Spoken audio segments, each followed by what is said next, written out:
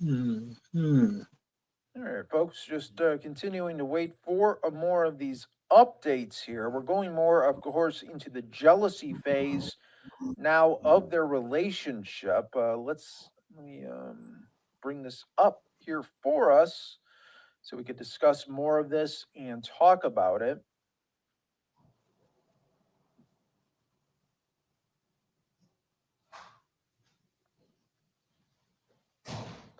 The defense also asked Ventura about the eyebrow gash incident. Ventura said it happened because she didn't answer the phone and went to sleep when she was supposed to be packing for a trip. The defense asked if Sean Combs was inebriated. Ventura said she couldn't remember. The defense asked Ventura why she was asleep. Ventura says she thought Gabby had something in it. The defense asked if Sean Combs ever abused her while drunk and then he didn't remember it. Ventura says yes. The defense asked if she felt he wasn't taking responsibility. Ventura says yes. The defense asked if they both went to rehab for drugs. Ventura said rehab wasn't really part of their relationship. The defense asked if the freak offs were a chance to take drugs together. Ventura says yes. The defense asked if she went to Burning Man a lot, and Ventura said yes. The defense also asked if they ever called themselves get high partners. Ventura said yes. The defense also asked if she took drugs from him without his knowledge. Ventura said yes. The defense also asked how he reacted. Ventura said it was explosive. The defense asked if he told LA dealers not to sell to her. Ventura said yes. The defense also asked if Ventura told Miss Coram that she only learned afterwards that Mr. Combs had dangled Mrs. Bonglin off the balcony. Ventura said she wasn't sure. The defense then asked if she was on drugs at the time. The defense asked Ventura if she got a life coach for her drug use, referring to a document. Ventura said she didn't know who that person was. The defense asked if she was using a lot of drugs. Ventura admitted it was a rough time and she was using a lot of drugs. So, again, we are following this for you every step of the way on Live Now from Fox. Again, bringing you these updates in real time.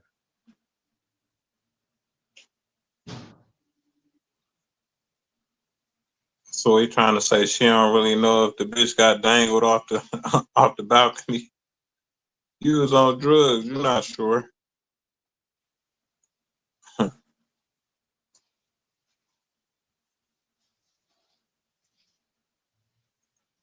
I think Puffy might be walking on this case. We are getting, let's showcase it to you in real time on Live Now. The defense suggests it It was ain't Cassie concrete. who They ain't got ended nothing Combs' concrete career. criminal Nearly on two them. hours into cross examination, the questioning of Cassie seems to have taken a They turn from don't. what had been mostly friendly questioning. The defense asked Cassie if it's too fair to say that Combs' career was ruined after she sued him in November Straight of gossip in the building. 2023, making public for the first time the concept of freak offs. I could understand that. Cassie responded. Cassie, So does all the this defense hurt right Puffy's now overall image as is a whole, trying to or we really pretty much know that he a showcase freak ass nigga? the different sides here It of do their because it's relationship people that as he well. wronged that he did I some clearly wrongdoing see that too. when she You know what I'm saying? tried to end their He relationship, lost Holmes endorsement threatened to end deals. her career by releasing degrading sexual videos. It's gonna be Of eyes on him her. that ain't never been on him before. I want to read off just some of the exchanges right now from inside the courtroom that we are getting from our great court reporters as well.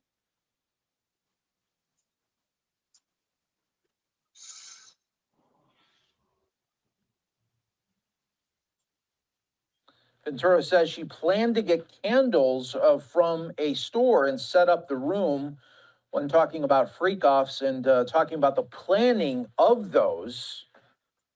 The defense asked if she knew Combs would record her again. The judge stopped that questioning after an objection. The defense then points out Ventura asked if he had any pills. The defense asked if Ventura feared Combs only saw her for sex. She says it was a concern. She confirms the relationship still wasn't public at this point. When asked about the role of freak-offs, Ventura said that they were integral to her relationship with Diddy. At Ventura's 21st birthday in Vegas, guests included Britney Spears and Dallas Austin. She says they came for Sean Combs. The defense calls her beautiful. The defense calls her beautiful and charming, and she thanks the defense, and the defense affirms that it's true. The defense also asked Ventura about Tommy Mottola. She identifies him as a well-known producer. He notes that she was an emerging star at the time. She confirms that after signing with Bad Boy, her relationship with Combs remained platonic. The defense brings up a rough performance Ventura had. She says it was on 106 in Park and didn't go well. To support her, Combs made a YouTube video saying everyone makes mistakes. Ventura explains that she struggled because she couldn't hear herself during that performance. Ventura confirms that she was dating Mr. Leslie, who was 10 years older. She then traveled to Miami with Combs. That's Ryan The Leslie, the event singer. flyer was just a cover to spend more time with Sean Combs. Ventura confirms that she had a tattoo of Mr. Leslie's initials. When asked how many tattoos she had at the time, she says 3. After a brief objection, she also identified one on the other arm that read, "No regrets." Ventura confirms Combs taught her how to perform oral sex. The defense shows her a message from 2007 that when she reads it, she laughs and asked him, the defense, to read it. It is quoted as saying, "I feel protected. You are sweet." The defense reads a message Ventura wrote saying, "I see that Carrie Morgan is better fitting for you. I'm hurt that you think I'm malicious. You're very important to me." And then it's signed by Cass. She laughs and explains it felt like a journal entry expressing her emotions at the time. The defense brings up Carrie Morgan and asks if Ventura believed Combs was attracted to her. Ventura says she thought so early on, but the issue didn't really continue. She adds that Carrie was just always around them. The defense begins questioning Ventura about freak-offs, noting that sometimes she wore a wig and mask. Ventura confirms. The defense points out the public didn't know until November of 2023. After an objection and rephrasing, Ventura agrees. The defense suggests Combs's career was damaged after Ventura's lawsuit, which she acknowledges. The defense then reads messages where Combs asks about her period and what she thinks about when she's horny. The defense offers to read Ventura's messages. If she prefers not to, she thanks them. The defense points out one message has a long O, which she confirms. The defense asks if she made love with Combs after freak-offs, and she confirms that she did. The defense notes that Combs asked Ventura about her period, which he confirms. He clarifies it was a plan. The defense clarifies that it was a plan to clarify when they can meet for sex. She agrees it appears that way. She also confirms watching him with another woman 2 or 3 times. The defense asks if Ventura and Combs discussed the swinger lifestyle. She replies that no one really talks about it. She admits that she kept the freak-off secret from friends and says his assistants helped with the planning of these freak-offs. The defense asked if Ventura would recall an assistant entering during a session with an escort. She says not necessarily. She was high. When the defense notes she doesn't remember much, she responds that her privacy was often invaded in the relationship. The defense refers to a July 2012 message where Ventura told Combs, "I'm horny and bored." Asking if it was after a freak-off, Ventura responds that there are a lot of texts being referenced. So continuing to talk about the timelines right now from these freak-offs, as well as a little bit more about the relationship with Sean Combs and Cassie. Cassie says she sometimes watched It's always high. Yeah, she was women, talking about she while already prosecutors have focused on Combs' desire to see Cassie having sex with other men in marathons of sexual activity. She says she sometimes watched Combs have sex with other women. Under questioning by Combs' lawyer, Cassie testified that this happened maybe 4 times throughout the course of their decade-long relationship. She said Combs explained it as part of a swinger's lifestyle. As the defense team and Cassie Reed allowed steamy text messages that the hip-hop that's where he got him at. He had her. She was indulging in the swingers lifestyle. This was swingers sitting back in his chair with his hands folded before him and his legs crossed. Cassie said, I definitely didn't want anyone to know about this. After going through a pile of Cassie's years-old emails and text messages, defense questioning pivoted to the highly orchestrated encounters in which Cassie says Combs watched as she engaged in sex acts with male sex workers. Early on, Cassie testified that she disguised herself with wigs and masquerade masks because while Combs was a recognizable star, she was an upcoming R&B singer, and neither of them wanted people finding out. The encounter itself was pretty crazy, Cassie told jurors. I really followed his lead on that because I had never done it before.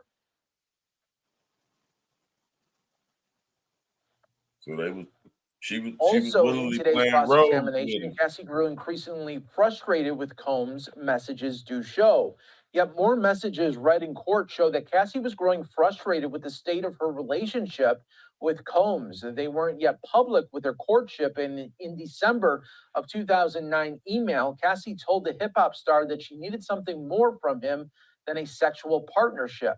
Responding to a sexually explicit email from Combs, Cassie wrote, I like that. I want it, and I want to give you the same. I just think that I have to trust you beyond it just being sexual. Do you know what I mean? The message continued. In order for me to be more open with the things we do in bed, I need to feel safe, like home, like this is my husband, and this is the only man that will ever have this aggressive sexual side of me. Combs' lawyers are seeking to portray Cassie as a willing participant in Combs' freak-off lifestyle.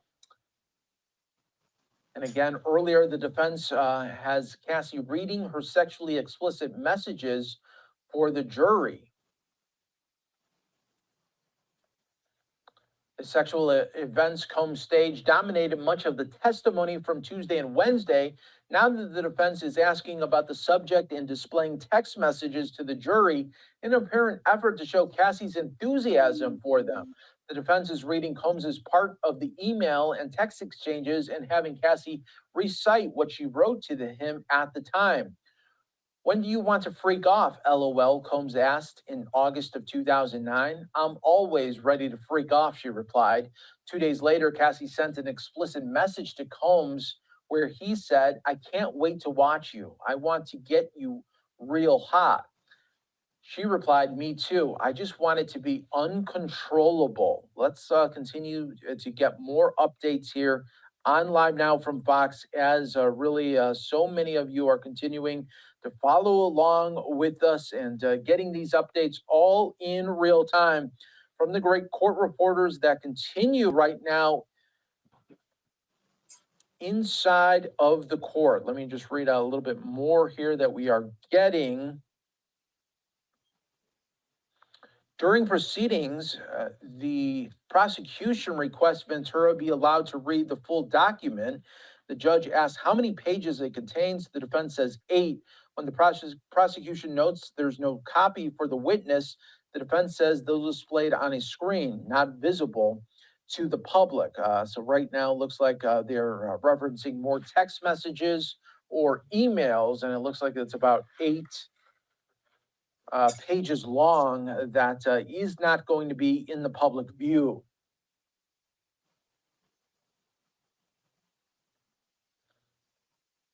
We are worldwide for you here on Live Now from Fox. Thanking everyone for joining us. And really, again, we are showcasing the latest that is coming from inside of court. I'm your host, Mike. Like, damn, why she wasn't this freaky with me? more. And really, this is probably the most in-demand day, really a couple of days, because Ryan Leslie, like, damn, why she wasn't this freaky with me? Cassidy through at least the end of the day tomorrow. But we are seeing really the defense trying to play up the role. He wasn't living a swinger lifestyle with him. Puffy had to live in that swinger lifestyle. Really forced into these sex acts with sex workers, but that she enjoyed it, that she was a willing participant and was not only engaging in these sex acts with sex workers, but was craving them and also getting ready for the next time that they can do it, talking about and showcasing some of the text messages where Diddy is asking, when do you want to have another freak off? And she says, you know, whenever is best possible. And then saying that she wants it to be uncontrollable. So again, these are some major takeaways that the defense right now is showcasing to the jury to try to put that doubt in the juror's mind. Remember, they only need one juror to have that doubt of saying, you know, Sean is what seems to be not a very nice guy. We saw him on video beating and really berating and dragging and kicking sometimes Cassie. And it seems that domestic violence is big for him and has been a big part of his life. But it does seem like Cassie has been involved in this and wanted to be a part of this. I know the prosecution was trying to showcase the other side of it. That might be what a juror could be thinking at this moment. Remember, the defense just needs one juror to say what I was just kind of alluding to. So let's again show you more from outside of the court right now. Again, you are watching here with us. I know. Let's just ask our great viewers in the chat right now. What are you thinking at this moment? Do you think that the defense is doing a good job of cross-examination of Cassie? Let me know inside of the chat there. We'll read some of those messages out in just a little bit, but I want to get your take on, do you feel if the defense right now is bringing it home right here? Let's get some other updates that we're showing you. Defense lawyers made it clear before the trial that they intended to label a lot of Combs' sexual behavior as reflective of a swinger's lifestyle. Now the defense is asking Cassie directly if she thinks freak-offs were related to this lifestyle. In a sexual way, Cassie responded before adding, they're very different. A day earlier, Cassie told prosecutors they went to swingers clubs together several times in Los Angeles and Las Vegas. Also, what we should tell you, Cassie powers through the explicit narration. At one point, acknowledging Cassie's potential discomfort, the defense told Cassie, if you ever don't want to read the message, I can read it for you. She thanked the lawyer for the offer, but kept going. 3 times, the courtroom felt quiet as Cassie spent several minutes silently reading through paper copies of long text message exchanges between her and Combs. One was 14 pages, another was 25 pages, a third exchange was 8 pages.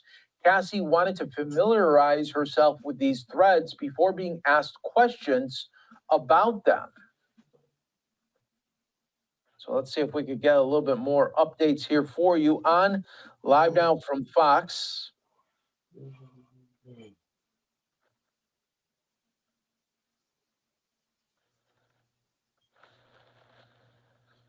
See what we can see here from the court reporters right now inside of the courtroom here. And again, just reading out what they are bringing us, and really all of the updates that they are little tidbits are great because we're able to pass them along to you.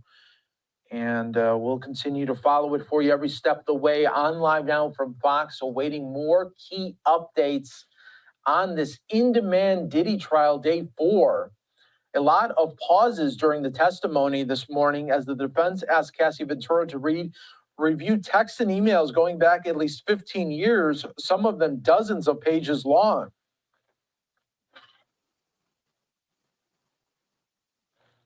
The defense confronted Cassie Ventura with a message that she sent to Sean Combs about particularly enjoying the portion of a freak-off where she had sex with a male escort. I like those times, Ventura wrote. I love when we make love after. The last time was so good. Messages like these could support the defense argument that Ventura consented to all of her sexual activities with Combs, including freak-offs and group sex sessions that prosecutors contend she was told to and forced into. The defense might also suggest to the jury that Ventura changed her attitude about the freak-offs when she saw an opportunity for a payday.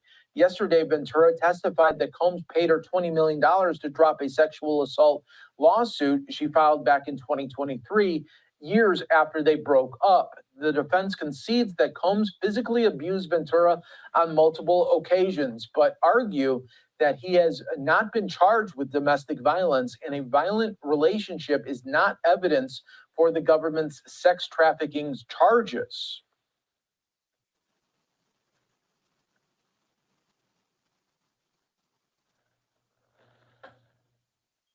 Awaiting more key updates here on Live Now from Fox that we're able to pass on to you. We are going to keep you updated as we get more information. Stay right here with us.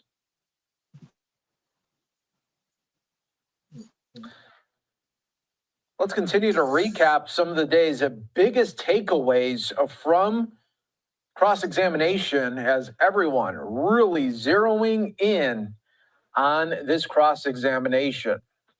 Jurors ponder the once private communications of Cassie and Combs. At points during the text and email-heavy testimony, jurors leaned forward in their seats to follow along as monitors displayed the often lurid messages in front of the jury box. One woman shook her head from side to side as a particularly explicit message was shown. A man stared intently at the screen, pressing his thumb to his chin. Other jurors appeared curious and quizzical, some looking at Cassie or jotting notes. One man fell into a routine, peering at each message on the screen and then looking up at the defense attorney as she asked Cassie about them. Some jurors appeared bored only when the courtroom fell silent for minutes at a time, while Cassie reviewed lengthy text exchanges before answering questions. So let's go back to just earlier today, and then we'll get you caught up as we're getting more info coming in. Cassie was questioned about her feelings towards Combs. The defense began cross-examination by asking about their relationship. Cassie responded yes to a series of questions. You and Sean were in love for 11 years. You loved him and believed that he loved you as well. Yes, Cassie replied. The defense also asked, your love of Combs explained why it hurt so badly when he lied. Cassie replied, yes. When he cheated on you, the defense asked. Yes, Cassie replied to that one as well. The defense began the day by questioning Cassie in a gentle tone of voice. It's notable because so many cross-examinations can begin with efforts to unsettle and agitate a witness. The defense's approach was quite the opposite. Defense introduces their love text. Prosecutors objected to it at first. The first exhibits introduced by the defense are messages exchanged between Combs and Cassie in the early years of their relationship. In one, Combs writes, I'm truly a lucky man. Cassie writes back, I'm a very lucky woman. Love you so much. Prosecutors are objecting frequently to exhibits introduced by the defense. The judge is rejecting many of the objections, appearing to be giving the defense some breathing room in the early stages of the examination. I love you so much, it makes me cry was another message. The defense is confronting Cassie with loving emails and text messages she and the hip-hop mogul exchanged early on. In one 2008 email, Cassie told Combs she was a lucky woman. I love you so much, she wrote after Combs thanked her for flying to Atlanta to be with him. In 2009, a message sent when Combs went by the moniker Puffy, the rap star told her, I love you so much, it makes me cry. Cassie replied, you hungry, Pop-Pop? She testified that Pop Pop was a nickname she used for Combs, while he sometimes called her baby girl. He said no, to which Cassie told him to let her know if he changed his mind. In April of 2010, Cassie told Combs, "Going to sleep now so it can be tomorrow faster and you can be home. Love you." Combs replied, "Love my baby." Combs appeared relaxed at cross-examination, got underway, and really continued throughout the day. He was sitting back in his chair with his legs crossed, talking with his legal counsel. The defense has Cassie reading out aloud from most here of just some of Sean Diddy Combs, his former girlfriend, R&B singer Cassie Ventura, facing cross-examination today for the first time after 2 days on the stand in direct. This just moments ago, she asked the judge for a quick break during her cross, all happening in federal court, so no cameras, but we do have our Kelly Craft. She's been covering this like no other in Manhattan, outside the federal courthouse. Kelly, good morning to you. Fill us in on what has happened so far with the much anticipated cross of Cassie Ventura. I can't hear shit. Well, hi there, Ted. Yes, earlier, Cassie did ask for a short break. She is back on the... You can't hear me, Juice? You can't hear me, Juice? Yeah, I can hear you. Can you hear Juice? Yeah. What couldn't you hear? It had went low for me. I guess that was because it was a commercial or something.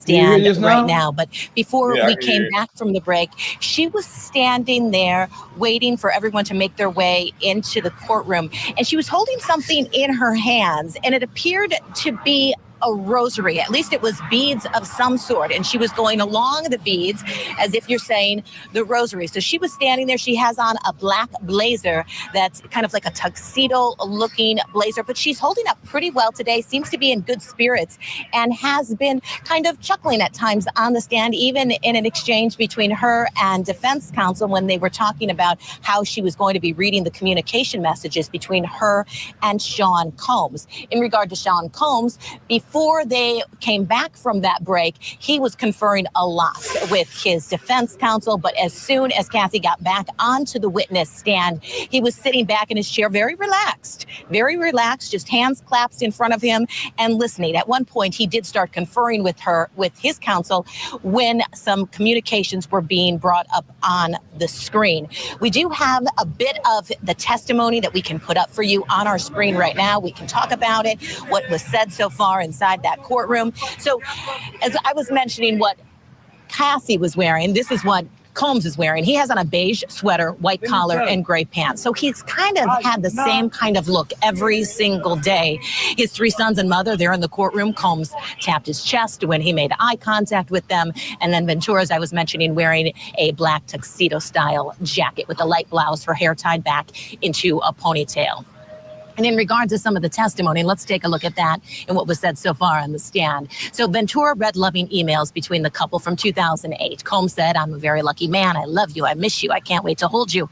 And Ventura responded, "I'm a very lucky woman. I miss you so much. I'd fly wherever you needed me to, whenever.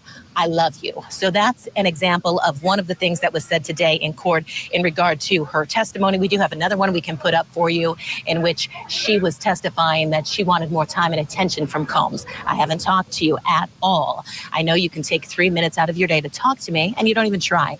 I'm really hurt by the way you deal with me. I don't need your money. I need some attention. I am thankful, but I can pay for these things myself." And Ted, I just walked from outside the courthouse, and some of the other things that she was just testifying to are getting pretty graphic in nature. So I'm not going to be able to read everything on camera. But one of the things that's going to be important and what defense counsel is picking up on is an email. So when these emails or BlackBerry messages are being discussed, she is addressing them to Puffy or Pop. That was the nickname that she had for him. And she told him that in order for me to be more open, I need to feel like you're my husband, that this is the only man who will have this aggressive sexual side of me. And this is where it gets to be important, because then she says in this email exchange that in the beginning, when we were in love and we did these freak offs, she responded and she said, it felt right. So that's what she says in that email. And defense counsel questioned her about that. And what she was referring to, it was those freak offs. And she said, it felt right. She said, we were in love. And then she said, I'm afraid, though, that I'm becoming just one of your girlfriends in order for you to get your fantasies off. So they are going through all of these communications, Ted, between Sean Combs and Cassie, trying to establish consent, that she was a willing participant, and in fact, sending messages to him, one of which I'm not going to read, talking about the things that she wanted to be doing in these freak-offs. Interesting. Yeah, and how would you describe the back and forth? Is it tense? Is it aggressive? I assume Tenny Garagos is doing it, a female defense attorney. How is this going? How would you describe it? I think it's going well so far. It's not aggressive right now. It's not. And as I mentioned, there was a little bit of chuckle between the two of them right after she came back from that break, because how Cassie was reading the communications, I think Cassie was thinking maybe she needed to start from the top down, which seems logical, but it seems as if defense counsel was going from the bottom up and wanting her to read them. And Cassie responded, well, I just want to make sure that I'm reading them the right way. They kind of laughed back and forth, and the judge said, get to a question. So he wanted to cut off any sort of niceties that were occurring between the two of them. And he was like, get right to a question. But, you know, Ted, it's the beginning. It's just the beginning of the cross, and she's going to be on the stand for quite some time. I anticipate that it will eventually get kind of aggressive. Absolutely. All right, Kelly Craft, thank you. We'll let you get back into the courtroom. Kelly will be with us throughout the day with updates on this cross-examination between defense attorney Anna Estevao and Cassie Ventura on the stand. This, you could argue, is going to make or break both of these cases. Kelly, thank you. Still with us, trial attorney Cannon Kearney. Cannon, what do you take from Kelly's reporting there, the initial stages of what is going to be a very long cross? Well, Ted, I would say first and foremost, the witness's initials are CC. And I found that was very uplifting, because two words that are very credible now are credibility as well as character. We know that in the criminal courtroom that character really can't go at, so we have to go at another C word, which is the common scheme. And Cassie is here to show that Mr. P. Diddy had a common scheme of soliciting prostitution, of racketeering, of doing all of these things. However, her credibility is now on the line. So the defense wants to show that she's a violent person, that she's a drug user, that she's someone who could be a quote unquote gold digger. Well, the prosecution is doing the exact same thing against Mr. P. Diddy by showing that he's someone who's aggressive. He can't control himself in the video where he's fighting the witness, and that he's someone that uses his money to establish the things that he wants. It's going to be up to the jury to be able to decide whether or not they can believe that this witness is actually credible based on the email that we just heard about, based on the text messages that we're going to hear about. So as we've just discussed, this is very, very much in the infancy stages of the cross-examination. I'm sure, as she just indicated, that it's going to get a lot tougher for the witness.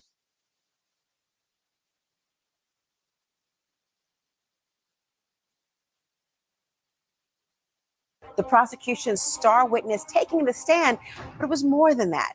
It was how Cassie took that stand. You could hear a pin drop when those doors opened, and a visibly pregnant Cassie Ventura walking past a man she had not seen in 6.5 years, a man she says violently abused her for a decade, a man the prosecution said trafficked her.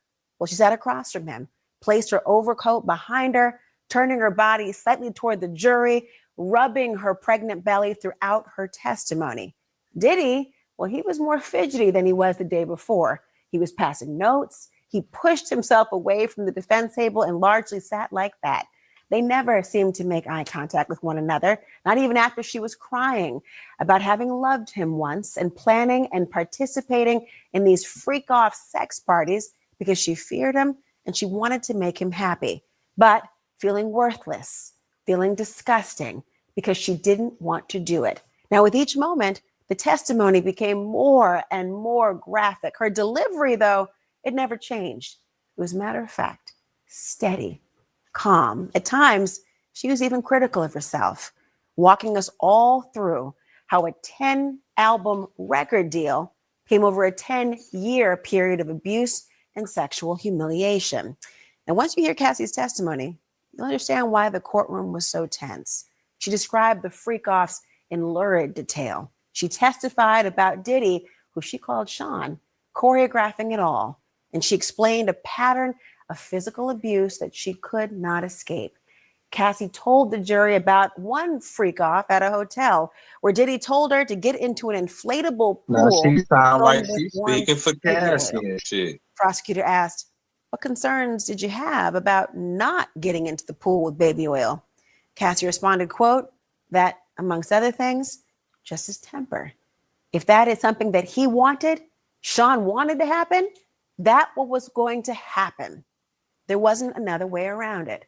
Now, Cassie claims that Diddy controlled everything about her life and his staff helped him do it.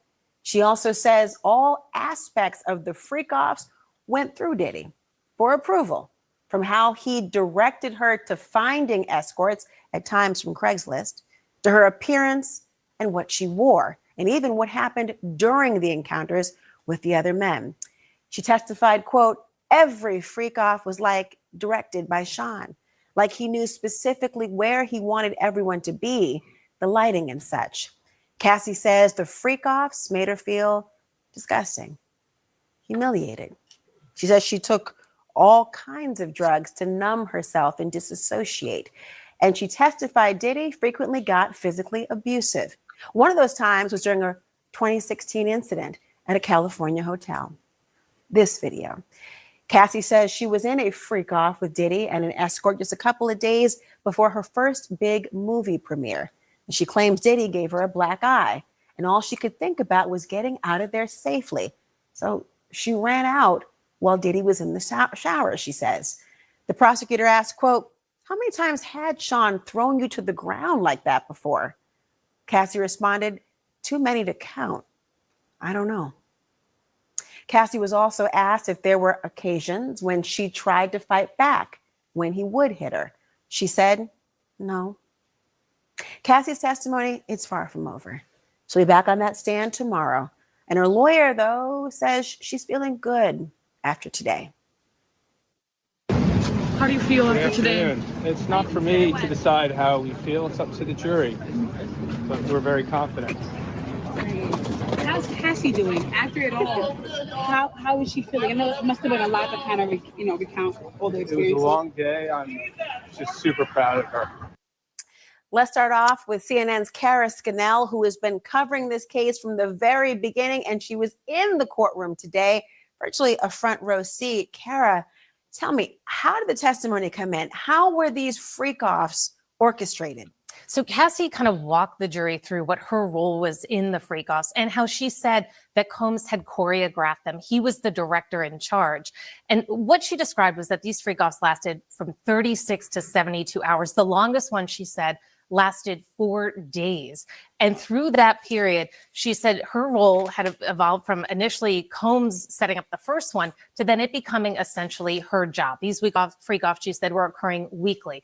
And what she was responsible for was finding these escorts, using Craigslist, some of these other escort services, helping them travel to certain locations from Miami to Ibiza, to New York, to LA, to Las Vegas. And that she worked with Combs's business travel people in order to move people around, saying that they would project that they were potential employers and getting them to move. But she said that he had everything to do with what she was wearing. She said she would buy outfits from sex shops and see which one he wanted her to wear. And then inside the actual hotel rooms, their apartments where the freak-offs took place, she said that Combs was in charge of lighting. It began with candles. It then moved to studio lighting, that he was directing how they moved from each action of each sexual act in these freak-offs, and even the amount of baby oil that they were wearing. She said that he wanted them to be glistening, and so he would often encourage them to put on more baby oil. And then the drug use. Part of that testimony, she said, was that she had engaged and used numerous drugs, including ecstasy, GHB, ketamine, cocaine, marijuana. And the prosecution showed text messages where before a freak off, she is texting Combs asking, which colored pill do I take from your Louis Vuitton med bag? And he directed her which one to take. It was astonishing to have all of this come in and the tempo with which she spoke, the jury in this room leaning in at times to hear more information. She also described what she feared most about defying him. Right. I mean, she walked through what the range of these fears were, from physical to just if she upset him, he would take away her phone, her car, limit her access to her apartment. Sometimes that was done by him, sometimes through members of his staff, some of his security team. She also was testifying that, these physical threats. One thing that stood out to me that she said was if she made the wrong face, the next thing I knew I was getting hit in the face. And she said he controlled almost every aspect of her life. He gave her essentially busy work, a to-do list, so he would know what she was doing at all times. If he couldn't reach her, he was incessantly texting her until someone went and checked to see where she was. She also said that he controlled her appearance. Sometimes he didn't like her hair. He wanted her to dress sexy, sometimes a tomboy. He wanted her nails to be white, she testified, especially during the freak-offs.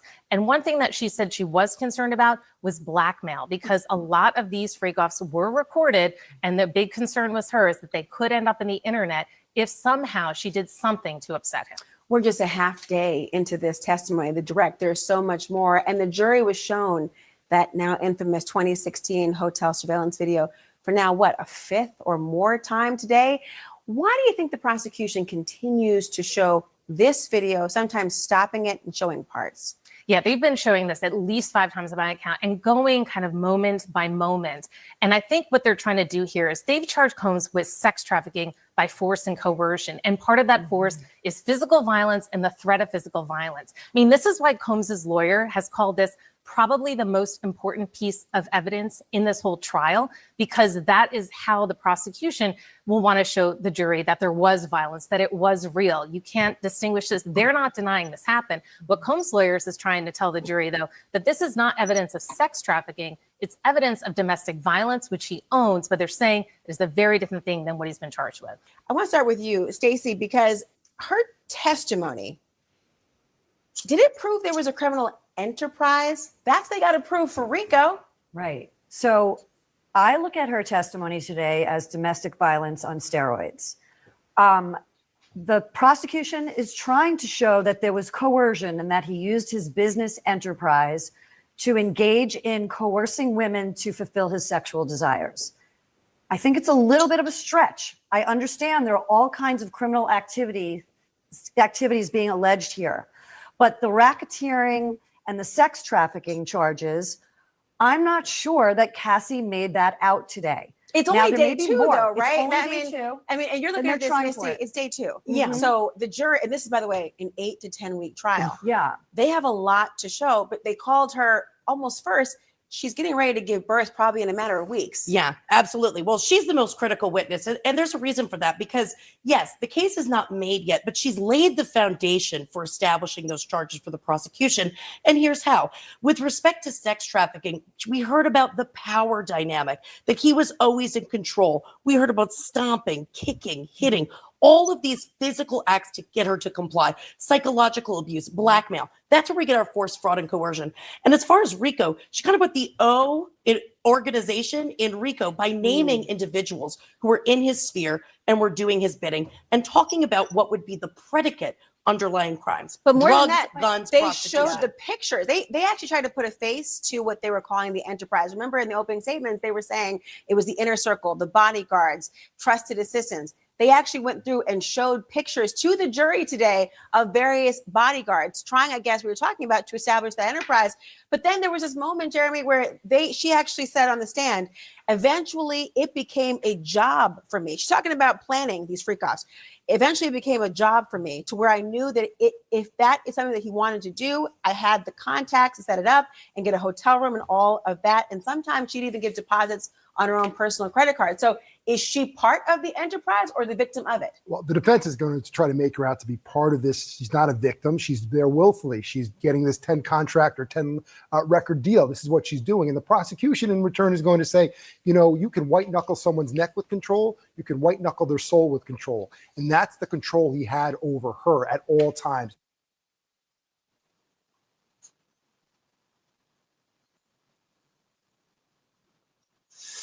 The ex-girlfriend of Sean Diddy Combs is back on the stand for a second day in the music mogul's criminal trial. Cassie Ventura shared shocking allegations of abuse during her testimony yesterday, and she also gave graphic details on the so-called freak-offs and then broke down in tears when asked about how she felt about the alleged events. Ventura said they made her feel disgusting and humiliated. Combs has pleaded not guilty. The prosecution's star witness taking the stand, but it was more than that. We are doing our best to be respectful of what is happening in that courtroom, but also at the same time relaying the proper information to you. Elizabeth, I know my time with you is limited. I know you have to go back in there. So I want to ask you real quick, what were the highlights of the cross-examination? And also, what is the tone by which the cross-examination is being done? Is it combative back and forth? That's the thing we can't get from the transcript right now. Yeah, as far as the cross-examination goes, for the most part, it seems very casual. We were thinking that it might be aggressive, it might be combative, but for the most part, Cassie has been very forthcoming in answering these questions. You know, she's showing, Ana Maria Estevao is showing her text messages and email chains and BlackBerry messages from 2007, from 2009, where Cassie is confessing her love to Diddy, or she is asking for a freak off, or she's, asking, about just more intimate details from her relationship with him. Because to your point, Jesse, a lot of this stuff, some of these messages that we did see in court today were very graphic in nature. And so, the questioning was starting out about the relationship between the two. When it first started out and around that 2007 time period, around that 2009 period, that's when the questioning at the beginning of it kind of all started. And you would think that would be, an aggressive moment or a combative moment, especially as you're seeing messages that say, I'm a very lucky woman, I miss you, and I'd fly wherever you need me, I love you. And then you see Diddy respond, I love you so much, it makes me cry. And then Cassie writing back, you hungry pop. But I'm thinking, just from my perspective, that around those time frames, she was still relatively young. For the most part, she was in her early 20s. She was also asked about a previous relationship she had with another music producer named Ryan Leslie. And around this time frame, the defense was kind of saying, when you started dating him, you were 18, 19 years old, and he was 10 years older than you. And asking, with respect to Sean Combs and respect to Diddy, asking whether or not, that her entire world opened up because she was dating this man at this time period. Because remember, around that time, Diddy essentially reigned king amongst everyone. And so a lot of the questioning was a lot of messages that were shown today, a lot saying, I love you so much. It made me feel like I can't wait until we just don't care anymore. And by saying we don't care anymore, that's about, her just wanting to be open and public about this relationship. You see Cassie say, Pop, I really miss you. And Diddy responding in these messages, me too, baby. Damn, I can't wait until I see you. You see a 2010 message where Cassie says, so you hung up. It's like I need to have something written out to say to you with no breathing room or you'll get mad at me. I haven't talked to you at all. I know you have 3 minutes because, around this time he is running a bunch of businesses. He's going to board meetings. He's traveling across the country. But it seems like, Cassie, from her point of view, just by reading these messages, that you could kind of tell that she was just somebody, at least from my perspective, somebody that was young and in love and just wanted her boyfriend around that time. I will say, as far as just kind of the tone in the courtroom today, this was a day many of us were waiting for, because it is the cross-examination. We were wondering what the defense is going to try to poke at with, kind of maybe discrediting some of the claims, especially the claims about whether or not this was consensual or non-consensual, whether or not Cassie initiated wanting to do these FOs, or whether it was, Sean Combs who initiated and wanted to do it and made her,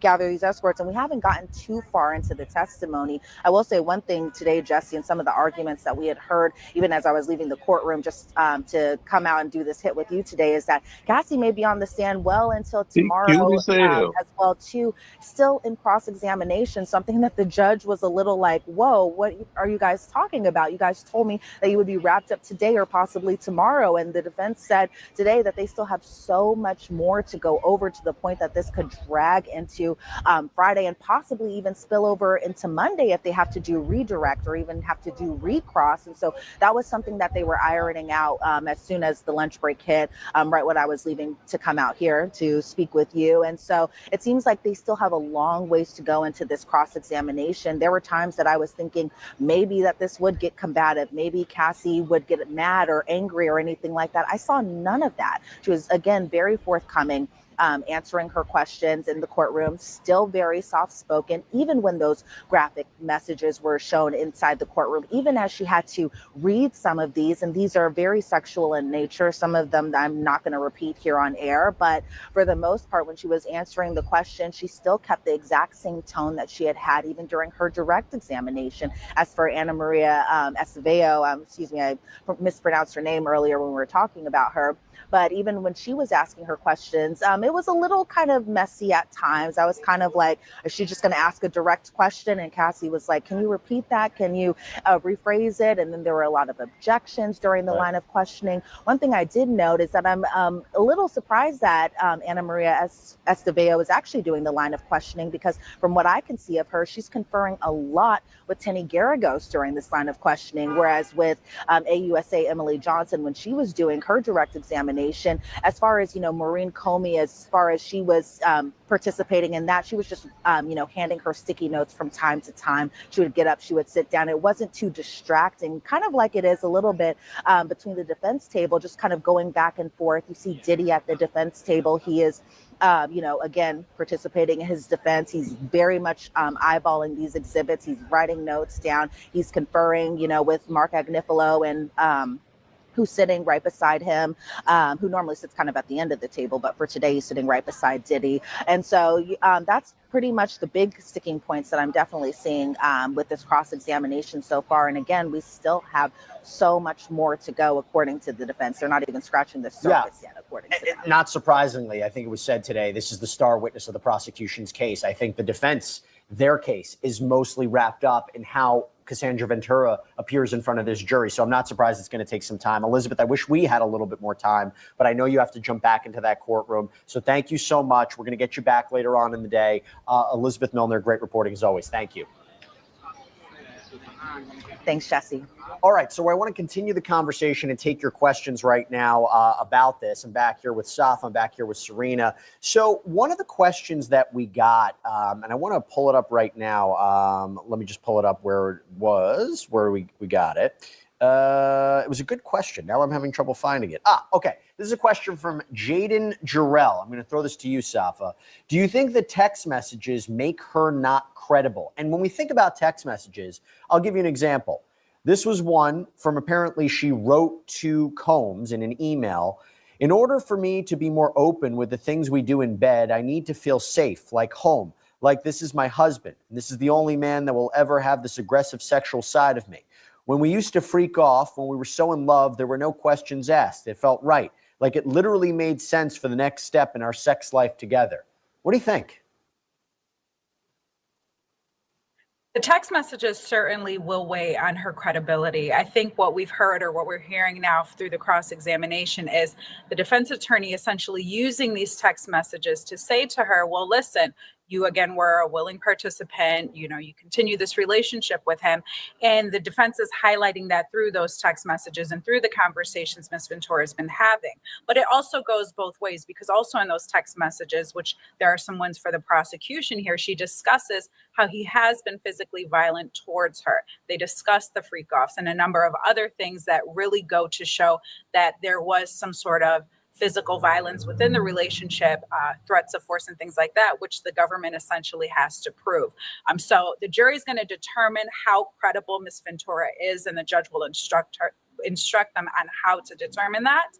And they will be able to decide whether or not those text messages are consistent with her credibility and if they either bolster or affirm her credibility or discredit her. Well, I'll tell you what, we did a poll up on Law and Crime. This was the question. After hearing both the allegations and the defense cross-examination so far, who do you find more credible? 80% say Cassie, 20% say Diddy.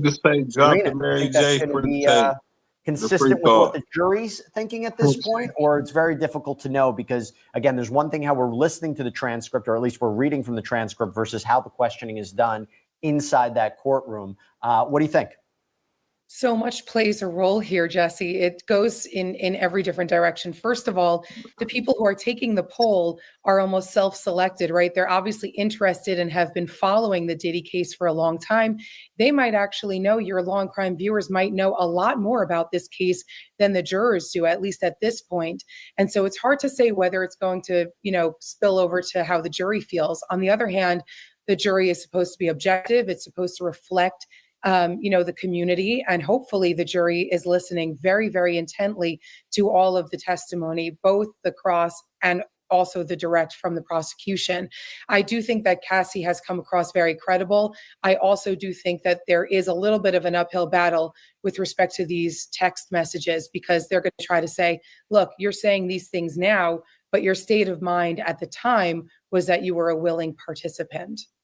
We'll talk about the defense and something that Elizabeth just brought up, Safa. Why would it be Anna Esteveo is doing the cross-examination as opposed to Tenny Garagos? Do you have a theory about that? Oh, absolutely.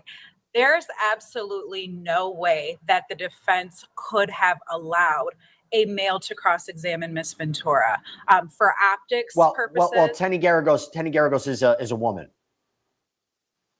Yeah, well, and so I guess to the point, and I think what I heard Elizabeth say was what she was conferring, or I think it was Miss Anna who was conferring with other attorneys, but essentially they need a woman to cross-examine Miss Ventura. And the importance of that is because optically speaking, when you have a man who is cross-examining a woman, especially a pregnant woman who is very delicate in nature because of her pregnancy condition, it just looks bad to have a male cross-examine her. So it's not surprising that the defense would have made the decision to have this particular attorney cross-examine her. And I think for optics speaking, that was the right thing for them to do. If they had a male cross-examining Miss Ventura, it would have just looked very aggressive, as if they're pummeling down or combative with a woman who is pregnant and fragile and maybe in the eyes of the jury is a victim. So they're very careful about that.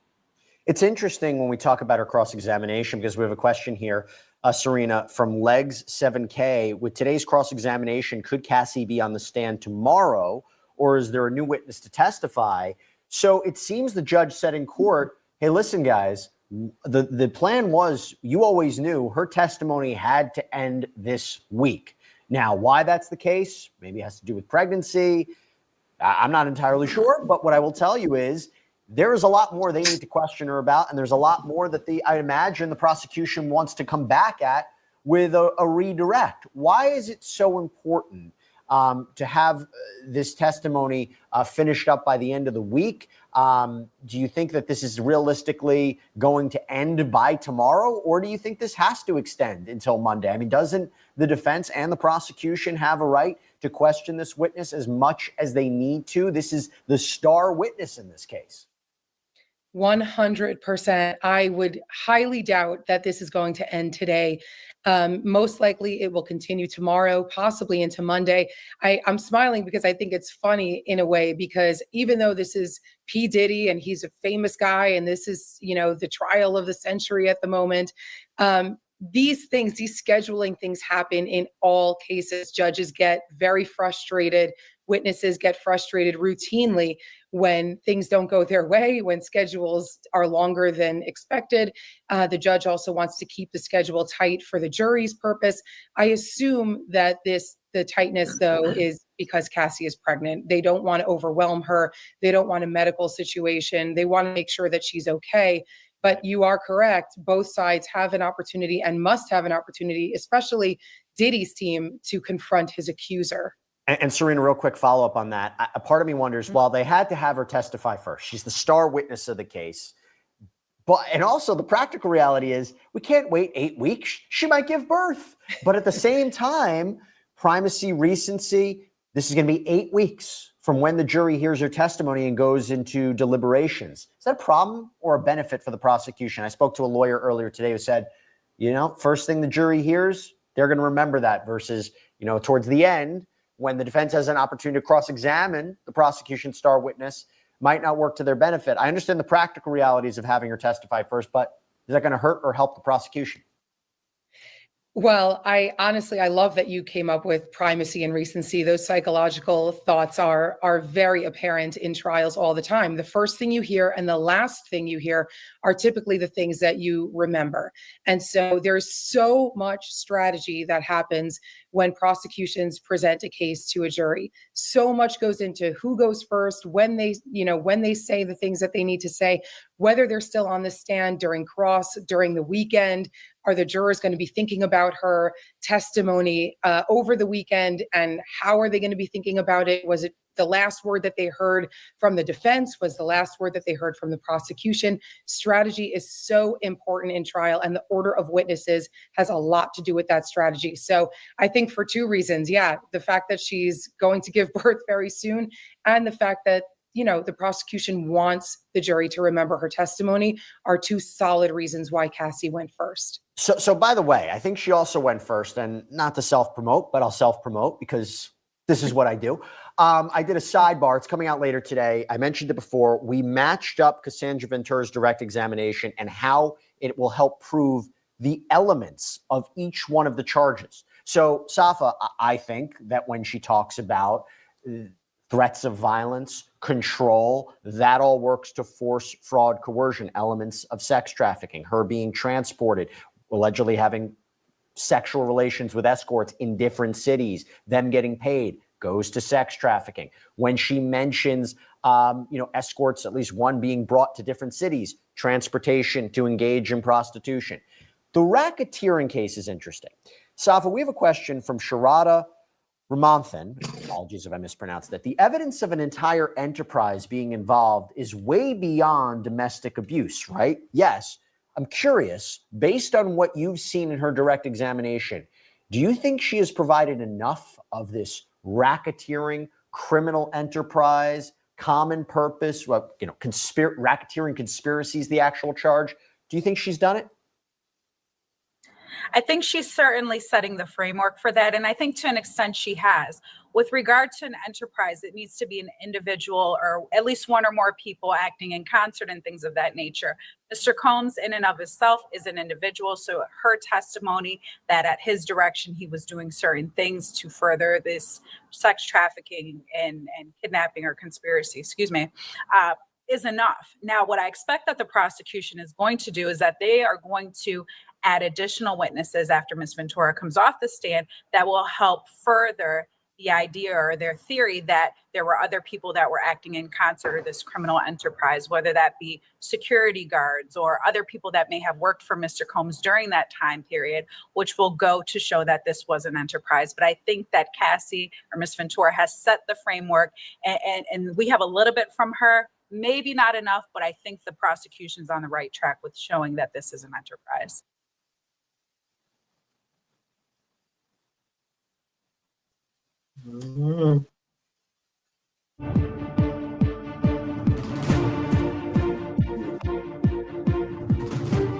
Good evening, I'm Eva Pilgrim. Thanks for streaming with us. Day 3 of testimony wrapping up in the federal racketeering and sex trafficking case against Sean Diddy Combs. Cassie Ventura, Sean Combs' former girlfriend, and the prosecution's key witness, was back on the stand for a second day with more explicit testimony. She testified more about that now infamous 2016 incident at the hotel, describing the circumstances before, during, and after. Cassie saying Combs beat her as she tried to escape a freak-off that turned violent. Prosecutors also introducing images they allege showed damage from a vase Combs threw at Cassie during that attack.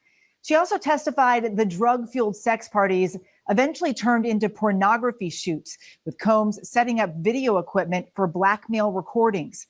Combs has pleaded not guilty to all charges. He faces life in prison if convicted. We have our team of reporters and analysts closely following the case from inside the courtroom. Plus, we're also doing a deep dive into some of the most searched topics related to this high-profile trial, and a warning that some of Cassie Ventura's testimony may be difficult for viewers to hear. We begin, though, with the latest from inside that courtroom. Our chief investigative correspondent, Aaron Kotursky, is outside the federal courthouse in Lower Manhattan. Aaron, Cassie Ventura recounted explicit details of these alleged freak-offs and the psychological impact. What more did we learn today? Cassie Ventura, Eva, broke down on the witness stand as she described how her abusive, nearly 11-year relationship with Sean Combs left her drug addicted and psychologically damaged. She was made to participate, she said, in hundreds of freak-offs, these sexual performances with male prostitutes, while Sean Combs recorded them, using the video, she said, as leverage. And by the end of their relationship, she said she was suicidal, she was in trauma therapy, she was having episodes of PTSD, and she remembered for the jury just wanting Sean Combs to understand. She wrote down what she thought would be chapters of a book. She wanted him to read them, to understand the pain he had caused. Eventually, she sued him and revealed today for the first time that they settled the lawsuit for $20 million. And what was the jury's reaction to what she was saying today? The jurors were quite moved. She recalled an instance toward the end of their relationship in 2018 when she alleged that Sean Combs raped her in her own apartment on the floor. She said it was quick and he lost the color in his eyes. His eyes went black. And she told him no. She told him she didn't want to. She said she didn't even know if he heard her. He just kept going until he finished and then simply left. It was the second to last time that she had seen him in the course of their nearly 11-year relationship. But the jury's most vivid reaction, Eva, came when they were shown explicit images from some of the videos that Cassie said she was made to record of the freak-offs. There were 7 images. One juror appeared to move his neck as if taken aback. Another juror raised an eyebrow. Another appeared to shake a head. Sean Combs wanted to see those images. He grabbed a binder that they were contained in, leaned over towards his attorney to flip through them. Goodness, the details of all of this trial are very graphic. Combs' family is in this courtroom listening to it all. Cassie's husband is there in court as well. How are the family members reacting to hearing this? Alex Fine, Cassie Ventura's husband, at one point just looked over at Sean Combs, seemed to glare at him when some of these explicit details come out. Other times, he doesn't even seem to acknowledge him in the courtroom, just looks straight at his wife as if to make sure she is okay. And notably today, Eva, after such graphic testimony from Cassie Ventura about decades worth of sexual activity, Sean Combs' daughters were not here. There were fewer members of the Combs family here to support him. He interacted with them, mouths, "I love you," makes the same gestures he's made for the last couple of days. But some of this testimony clearly has been too much, especially for Combs' daughters. One of the other things we heard Cassie tell the jury was about her brief relationship with hip-hop star Kid Cudi. What did she say about that?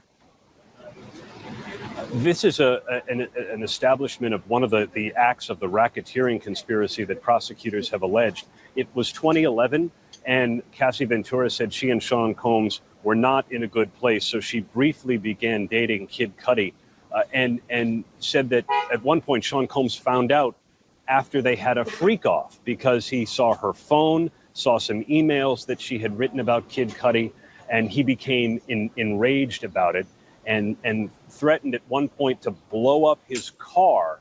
And Cassie Ventura recalled Combs telling her that he wanted Kid Cudi's friends to be there to watch the car blow up. And one of the racketeering conspiracy acts that Sean Combs is accused of is arson. And we have to note here that Sean Combs' lawyers say that he had nothing to do with that car bombing. Aaron Kotursky there at the courthouse for us. Thank you so much for breaking this all down. And to continue with this, we bring in our ABC News legal contributor and trial attorney, Brian Buckmeyer. You were also there in the courtroom again today. So tell me, what do you think of the prosecution? Are they making the link between what Cassie is saying there on the stand and the charges that Diddy is facing? Absolutely, and they're beginning to do so. We're going to start off with that top charge of racketeering and just give you a legal definition. I'll break it down in simpler terms.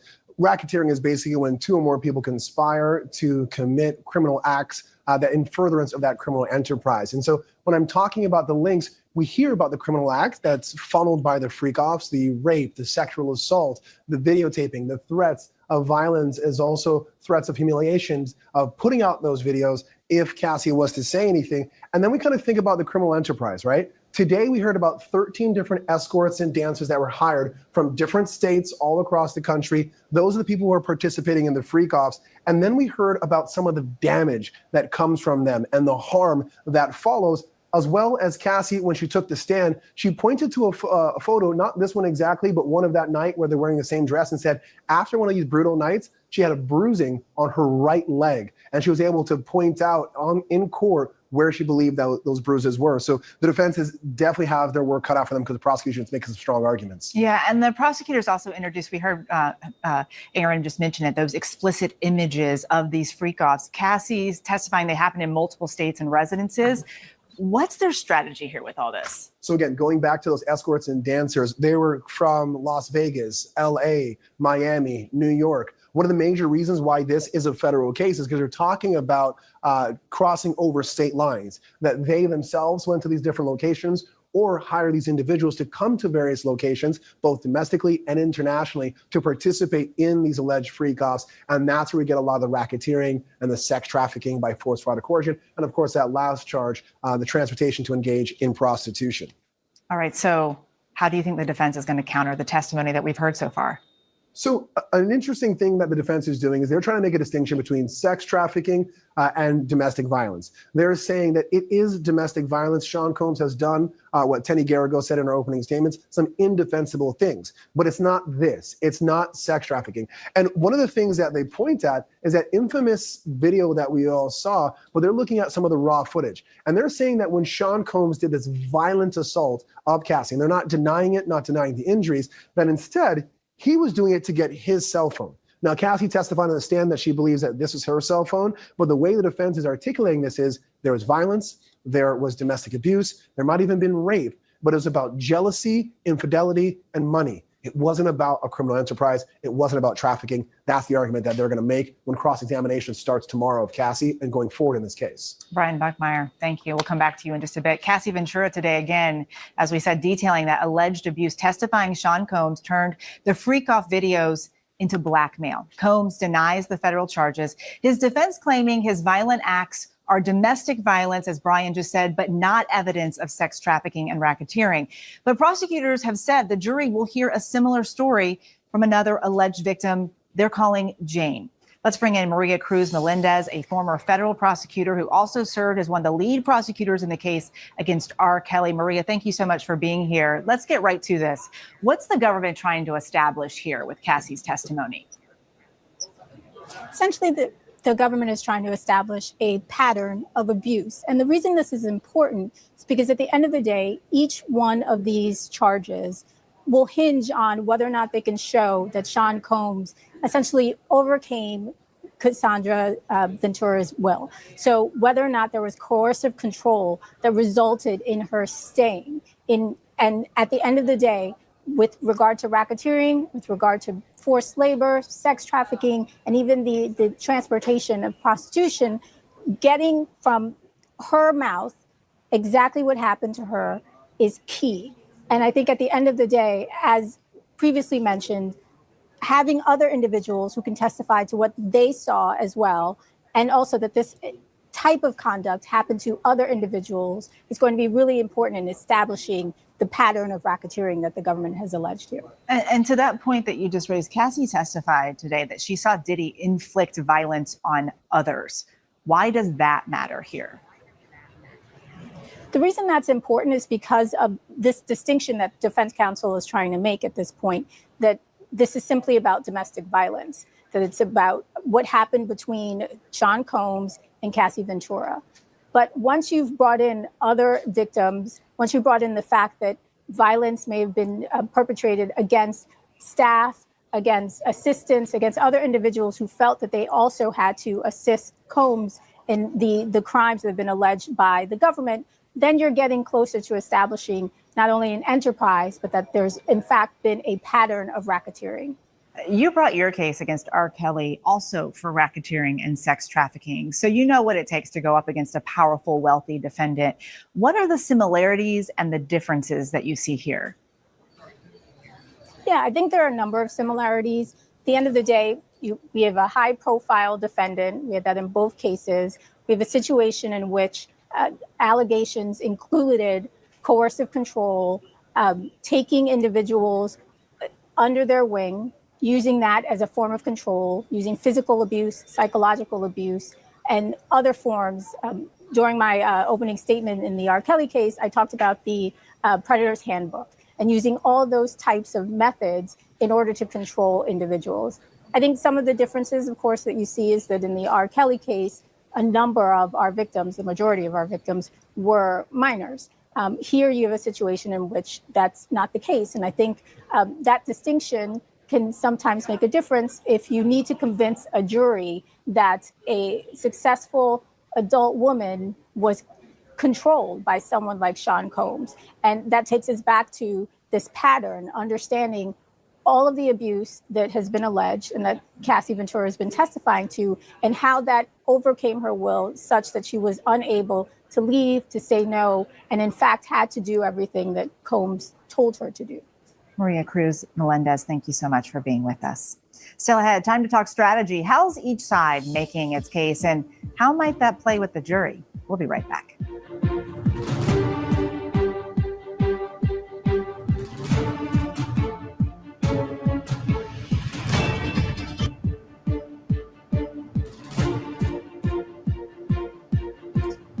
Welcome back to ABC News Live. We are wrapping up day 3 of testimony in the Sean Diddy Combs trial. For the second day in a row, the prosecution calling Combs' ex-girlfriend, Cassie Ventura, to the stand. Emily Johnson from the U.S. Attorney's Office asking Cassie, how frequently did Sean put his hands on you during freak-offs? Ventura responding, too frequently, a lot. Brian Buckmeyer joins me now again alongside fellow ABC News legal contributor Bernarda Villalona. Bernarda, you used to be a prosecutor. Brian, you're a defense attorney. So I want you both to sort of paint a picture for us of what it would be like for these lawyers who are in this courtroom right now. Bernarda, let's start with you. What do you think the prosecutors are wanting the jurors to take away from Cassie's testimony? Well, the prosecutors, they're doing the best that they can in terms of getting the emotion out there. They want the jury to feel what Cassie felt living in her shoes each of those days that she was part of a freak off, that she was on drugs, that she was drinking alcohol, that she was beating viciously by Puff Daddy Combs. So that's what they want, because they want that emotional attachment for that jury when they go into deliberations to fight for her and fight for the prosecution to return a guilty verdict. But they also want the jury to know that, look, she may have been in this relationship for years, but it's because she was under the manipulation and the control of Sean Combs that she remained in that relationship, not knowing any better that she was an actual victim and that she should have walked away. All right, Brian. So as a defense attorney, you're watching this witness on the stand. What are you looking for? So I'm looking to see how she describes events, how she describes her participation in this relationship, describes her participation, in the freak-offs. And I'm trying to find the avenues where I can say, yes, you were absolutely abused. No one's disputing that. But the decision to go across state lines, the decision to participate in these freak-offs, you did that because you loved him and you wanted to be with him. You understood this relationship, but it was a violent relationship. Why did you go off and do these freak-offs? Why did you go across state lines? Because it was a part of the relationship and it wasn't part of control. But when you got there, the part of the relationship when you went out for dinner, when you went to freak-offs, when you went to award ceremonies, he beat you because he's a domestic abuser, but he's not a sex trafficker. It's about making a very logical distinction between the two to try to say he's guilty of something, but not what he's being charged of. I saw you moving. You're shaking your head there. I mean, how do you make the discern from someone who wanted to be there and someone who's abused? I mean, they showed pictures of some of these freak-offs today. How do you make that clear? Well, they're not just going to make it clear with Cassie, because they are going to call other witnesses. And more importantly, one of the most important witnesses is expert that's going to testify about women that have been abused before and why they will decide to stay in a relationship, even though they're being abused by their abuser. So try to explain this type of syndrome. To me, it's like battered wife syndrome, right? A sexual assault victim, that it takes a while for a person to be strong enough, one, to realize that they were a victim, two, that they're ready to walk away, and three, that they have the power and they'll be okay if they walk away. So you're still going to hear from that witness. But I think more importantly is that when we're talking about things that you and I would normally think, I wouldn't want to do that. I wouldn't agree to that. When we're talking about having sex while she's on her menstrual cycle, or having sex while she has a sexual UTI, or having sex while someone's urinating on her, like it sparks the conscience, shocks the conscience. So that's one of the main arguments that the prosecution is going to drive through and drive home to the jury at the end of this case, to be like, no one in their right mind will agree to this type of behavior. But real quick, and Bernardo, I think, is saying it better, far better than the government is doing. Nothing but Bernardo said was about trafficking. Everything that Bernardo just talked about was about domestic abuse. And I think the defense can say, yes, all of that is true, and that's what we call domestic violence, but that's not trafficking. Do you think they have to make the distinction there, Bernardo? Oh, they absolutely. I mean, the prosecution is not there yet. I think they've made an excellent case for domestic violence. But baby, we are here on federal charges. So you're going to have to prove the racketeering conspiracy. You're going to have to prove the sex trafficking by force, fraud, and coercion. You're going to have to prove the transportation to engage in prostitution. And I think right now, and again, this is only day 3 of testimony, they haven't gotten to that racketeering conspiracy. I think that in terms of the other 2 charges, you haven't gotten there beyond a reasonable doubt. This is not a civil lawsuit. You have a burden, and that burden is beyond a reasonable doubt, and you're going to have to meet it with some evidence. And we got a lot longer to go. Bernardo Villalona, Brian Buckmeyer, thank you both for being here with us. Coming up, who was Alex Fine, and what happened with Suge Knight? Those are some of the most searched questions online about this case. We'll have the answers for you when we come back.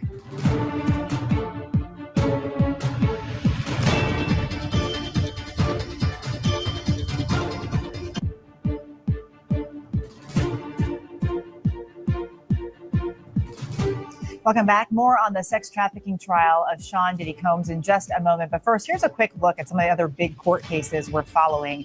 It's day 15 in the high-profile Karen Reed murder retrial. Reed is accused of killing her then-boyfriend, Boston police officer John O'Keefe, in January 2022. O'Keefe's 17-year-old niece on the stand today describing her uncle's relationship with Reed as rocky. She also recalled Reed at one point saying, "Could I have done something?" The Alec Murdaugh double murder case back in the spotlight. The former clerk of court, Becky Hill, who worked on that trial, has been charged with felony misconduct as well as perjury. She's out on bond tonight. She's accused of sharing sensitive, sealed photos of the Murdaugh crime scene and then lying about it during an appeal hearing. She has denied any wrongdoing. Murdaugh is serving a life sentence for the murders of his wife and son. Victory for the Menendez brothers, the judge resentencing them to 50 years to life, making them immediately eligible for parole. The brothers were serving sentences of life without the possibility of parole for murdering their parents. And more of Cassandra Ventura's text messages. As I speak right now, Cassandra Ventura has taken the stand. Now, So the trial in New York City, the federal trial of Sean Diddy Combs, really begins in earnest today. Candace Kelly, attorney, joins us right now to tell us exactly what took place in New York City. Finally, the jurors were seated. That happened today around 10 a.m. And then we went right into opening arguments. The prosecution and the defense, they made a lot of promises. Listen, some of it was a surprise. Some of it was not so much a surprise. What wasn't a surprise was that we had the prosecution painting Sean Combs as a serial abuser. And they went through 3 people. One of them we know was Cassie, as well as somebody by the name of Mia and Jane, setting them up, saying that we would hear from these three people and details about with their courtship. And in a December 2009 email, Cassie told the hip hop star that she needed something more from him than a sexual partnership. Responding to a sexually explicit email from Combs, Cassie wrote, "I like that. I want it, and I want to give you the same. I just think I have to trust you beyond it just being sexual. Do you know what I mean?" The message continued. "In order for me to be more open with the things we do in bed, I need to feel safe, like home, like this is my husband, and this is the only man that will ever have this aggressive sexual side of me." Combs's lawyers are seeking to portray Cassie as a willing participant in Combs's freak-off lifestyle. Earlier on in the cross-examination, the questioning of Cassie seemed to have taken a turn from what had been mostly friendly questioning. The defense asked Cassie if it's fair to say that Combs's career was ruined after she sued him back in November of 2023, making public for the first time the concept of freak-offs. "I can understand that," Cassie responded. Cassie testified earlier this week that when she tried to end their relationship, Combs threatened to end her career by releasing degrading sexual videos of her. After going through a pile of Cassie's years-old emails and text messages, defense questioning pivoted to the highly orchestrated encounters in which Cassie says Combs watched as she engaged in sex acts with male sex workers. Early on, Cassie testified that she disguised herself with wigs and masquerade masks because while Combs was a recognizable star, she was an up-and-coming R&B singer, and neither of them wanted people finding out. The encounter itself was pretty crazy, Cassie told jurors. "I really followed his lead on that because I had never done it before." Cassie says she sometimes watched Combs having sex with other women. While prosecutors have focused on Combs's desire to see Cassie having sex with other men in marathons of sexual activity at freak-offs, she says she sometimes watched Combs have sex with other women. On questioning by Combs's lawyers, Cassie testified that this happened maybe 4 times throughout the course of their decade-long relationship. She said Combs explained it as part of the swinger lifestyle. At one point, acknowledging Cassie's potential discomfort, the defense attorney told Cassie, "If you ever don't want to read the message, I can read it for you." She thanked the lawyer for the offer, but kept going. 3 times the courtroom fell quiet as Cassie spent several minutes silently reading through paper copies of long text message exchanges between her and Combs. One was 14 pages, another was 25 pages. A third exchange was 8 pages. Cassie wanted to familiarize herself with these threads before being asked questions about them. Defense lawyers made it clear before the trial that they intended to label a lot of Combs' sexual behavior as reflective of a swinger's lifestyle. Now the defense has asked Cassie directly if she thinks freak-offs were related to the lifestyle. In a sexual way, Cassie responded before adding, "They're very different." A day earlier, Cassie told prosecutors they went to swinger clubs together several times in Los Angeles and Las Vegas. The defense also questioned Cassie about addictions as it related to Combs. "Would you say he was an addict?" the lawyer asked. "I would say he was an addict," Cassie responded. "What was he addicted to?" the defense asked. "Success," Cassie initially said. When the lawyer asked if Combs was addicted to opioids, Cassie said, "At a point, yes." The defense asked her how she knows. Cassie answered, "Because he told me." The defense tells the judge that Cassie may have to return next week. Combs' lawyer said that they don't expect to be done questioning Cassie until the end of the day on Friday. If that happens, it's possible she'll need to come back to court on Monday, so prosecutors can ask her more questions. Let me in, nigga. Testimony. You in, boy, you in. No, I ain't. Noted that the sides had previously agreed that she would be done by the week's end since she's pregnant and due to give birth soon to I'm her in. third child.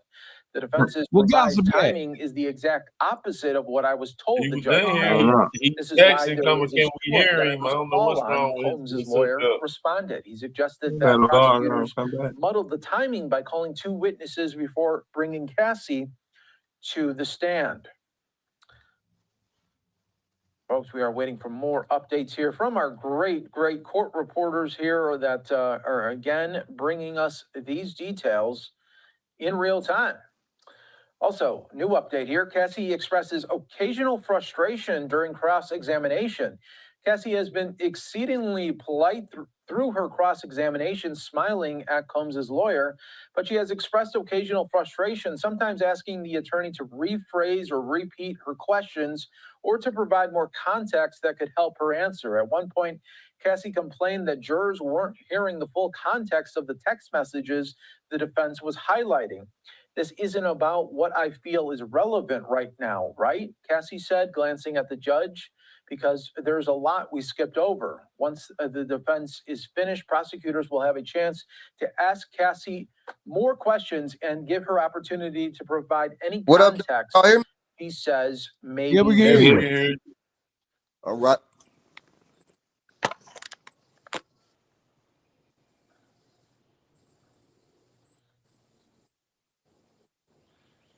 All right, folks, just continuing to wait for more of these updates here. We're going more, of course, into the jealousy phase now of their relationship. Let me bring this up here for us so we could discuss more of this and talk about it.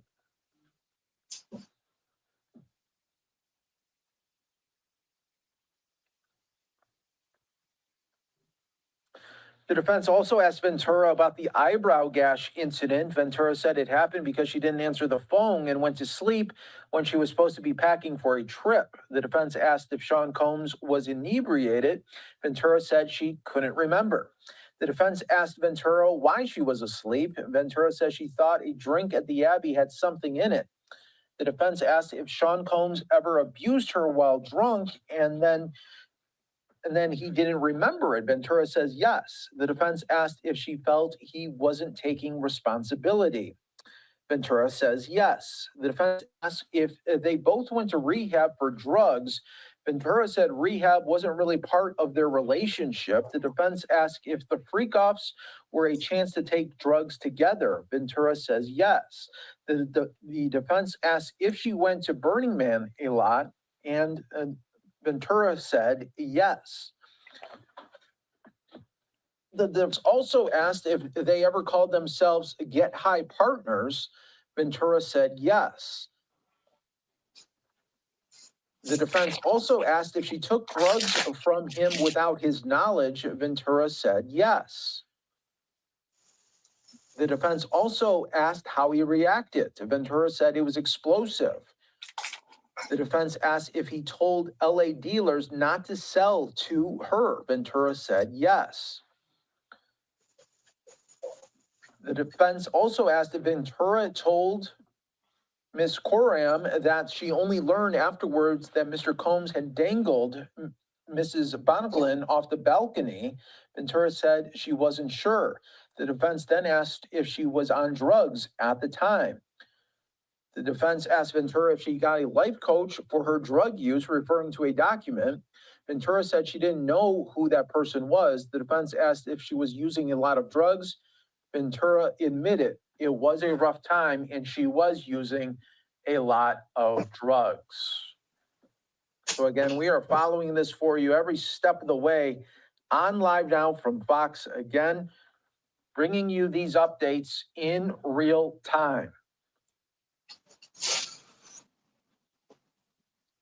We're with you here worldwide on Live Now from Fox. Some more updates coming from inside court as cross-examination continues of Cassie. The defense team is suggesting that Cassie Ventura, whose alleged abuse during Sean Combs' freak-offs is central to the prosecution's case, not only helped plan the sex parties, but also enjoyed them.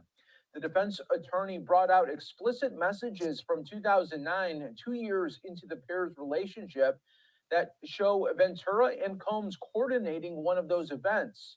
It can take place whenever, Ventura wrote when Combs asked what day they should hold it. I'm always ready for a freak off, LOLOL, Ventura wrote in a message that the defense team had her read out loud for the court. Ventura testified that these exchanges were somewhat typical in previous testimony. She has acknowledged participating in freak-offs to please Combs, adding that she was young and naive at the time. And just yesterday, she expressed remorse for helping select the prostitutes who participated. We should also let you know that Sean Combs' mother, Janice Combs, returned today as his defense team cross-examines Cassie Ventura. Since her son's arrest, she has become entangled in his legal troubles. She is named in multiple lawsuits that claim she helped conceal his alleged misconduct. Janice Combs also figures prominently in Diddy, The Making of a Bad Boy, a documentary on Peacock that alleges she threw just wild parties during her son's childhood in Harlem, exposing Combs' sex and drugs. Sean Combs filed a $100 million defamation lawsuit against NBC, calling the program outrageous, a set of fresh lies. We're also learning more here coming from inside the court right now. I just want to bring you the latest right here that we definitely can continue to really showcase some of this back and forth from the defense right now.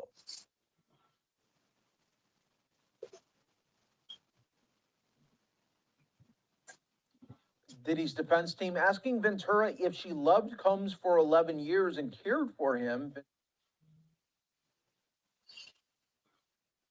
All right, folks, a live look right now outside of court here, where soon the day will be wrapped up in day 4 of the Diddy trial. Cassie starting to get the cross-examination, and really today showcasing there's 2 sides to every story, and it really showcases just how a prosecution could talk to a witness, and the direct testimony is much different than it is when it's during cross-examination. So I want to bring in our next guest. You know him, a friend here of the program, Ben Taylor, attorney and legal analyst. Thanks so much for joining us. And Ben, this was a case here today where we saw the defense starting off not being combative, not trying to get Cassie agitated, but really just showing her own text messages and emails that she did to Diddy and the back and forth. Yes, Mike. Right now we have the alleged victim on the stand. So the defense really can't cross-examine her too hard and go after her, very negatively, because the jury is watching and the jury might feel sorry for her. But you still can cross-examine her by just showing her her own words. And these are her text messages. So by seeing Exhibit A and going up to the stand and showing her, aren't these the words that you text, Sean Combs? And these words are lovely words. These are consensual words. These are words showing that nobody forced you to have sex with him, or nobody forced you to do anything with him. You did this on your own volition, and you pretty much did consensual sex with him. So basically, by those text messages, the defense was trying to show that Sean Combs didn't force Cassidy to do anything beyond her own will. That's so interesting, and really we saw this back and forth continue to take place all day, and it's expected to go all day tomorrow as well. But some of these exchanges were really, really crucial for the defense to showcase to the jurors, because we had statements from Cassie saying, "I can't wait to have a freak off," and talking about the need to be with Sean Combs even more, and even at one time saying that she wants to have a kid with him. Man, I know Cassie, my chart got to be crazy. All these text messages, all these statements are showing that Cassie was volunteered in this whole act. And because the prosecution is trying to paint Sean Combs as a person who was violent, who forced her to do these things, that she had no control of her own life. But today, like you said, Mike, earlier, there's 2 sides to every story. And right now, based upon her own words, through her own text messages, through her own things that she said in the past. The defense is trying to downplay everything that the prosecution is doing to show that this might have been some sort of loving relationship. It might have been a sick relationship. It might have been the most moral relationship out there. However, it was a relationship with two consenting adults. And that's what the defense is trying to show based upon these text messages that Cassie is saying, that I want to have your baby. I want to, be with you. So these messages are showing that, hey, the defense is saying, hey, this was a consensual relationship and there's no facts here that show that Sean Combs did anything illegal. And also, I want to talk a little bit about some of the contentious moments that the jury did not get to see. This is when they were outside of the court and talking about the judge asking the defense, how long are you going to go with the cross? And they want to go until the end of tomorrow and have it wrapped up by the end of tomorrow. Prosecution not wanting that either. It doesn't seem the judge. Who's going to win that battle? Ultimately, the judge wins that battle. The judge is the master and king of the courtroom. So the judge says you only have a certain amount of time to wrap it up. You need to wrap it up. Or the judge could hold the attorneys in contempt of court or could even fine them. And that's one thing about doing trials. The one person that you do not want to make mad is the judge, because the judge is going to make rulings here. They're going to, decide how your case is going to go. So if you make the judge mad by going too long, the judge can definitely hurt your case. And the jurors, even though it might be outside the presence of the jurors can tell whether or not the judge is frustrated with the prosecution or the defense, which ultimately will decide and can hurt your case. I mean, we know why the defense wants to have it till the end tomorrow. They don't want the redirect to be happening tomorrow. They want to have maybe a slam dunk. Even after these supposed incidents occur. For example, with Cassie Ventura, that hotel video happened in 2016, but she didn't leave them 2018. So that suggests there was some resolution. And if this is a criminal enterprise, how could such a resolution have occurred? Could be one argument. And then there's supposed to be testimony where one of the employees was kidnapped. Yet supposedly that person wanted a job afterwards. So a lot of this is going to come into testimony, into evidence, and it's really going to be up to the defense to really isolate that bad video that everybody's seen, and really say, hey, this wasn't criminal. This may have been on the line in terms of sexual activity and a lifestyle, but it wasn't criminal. The reports I've heard was he was in a good mood at the beginning of the trial. He seemed to watch the jurors come in, wave kisses to his family. Was had a pretty good demeanor in court at the beginning. Now how it ended up, I haven't really heard, but he seemed pretty excited, in a good mood, and ready for this, and pretty optimistic. I think there were effective witnesses. The security guard was able to testify that he saw Cassie in the room, huddled up in the corner. She looked like she may have been hurt. Diddy told her not to leave. When Diddy thought that somebody was recording him, he tried to grab the phone, and the security guard had to restrain him. And that Diddy tried to hide the video or the incident by throwing money at the security guard. Don't tell anybody. So what does that show? That shows that Diddy has a propensity for violence, that he's trying to potentially hide the act, that Cassie is there, possibly a victim from what it seemed. Certainly the video depicts her as one. And the testimony corroborated what the video depicted, as well as what the security guard saw. And then the second witness was one of the sex workers, supposedly that was hired by Cassie and or Combs, where he came over to the house, had sex with Cassie while Combs watched. That ended up into some lurid details. So we started to really get into the government's case in terms of the sex acts, the way Diddy was acting, and even witnessing violence is what this sex worker had testified to. It's going to be interesting because we're going to be hearing additional witness testimony from victims, from employees, from staff workers, people that may have been at these sex parties and witnessed, some of these actions. What's a little telling to me is that, there's over 60 civil lawsuits against Diddy, which infers there's 60 plus victims out there of this supposed criminal enterprise. Yet there's only 4 victims testifying in the criminal case. That's a little surprising to me, because in light of all the victims out there, the fact they've only chosen 4, to me infers either there's a problem with the credibility of the other ones, or there's some other reason why they don't want to bring all these potential victims in. But nonetheless, they're going to try to go with those 4 victims. I expect them to be very powerful, very sympathetic, and then the rest of the witness testimony would be corroborate, this enterprise. I think that Sean Combs has a chance of getting out from this. I think the prosecution has a good case. They're going to be compelling witnesses, but Combs has a chance to really, reach the jury and convince them that, hey, I'm kind of a weird guy. I have this lavish lifestyle.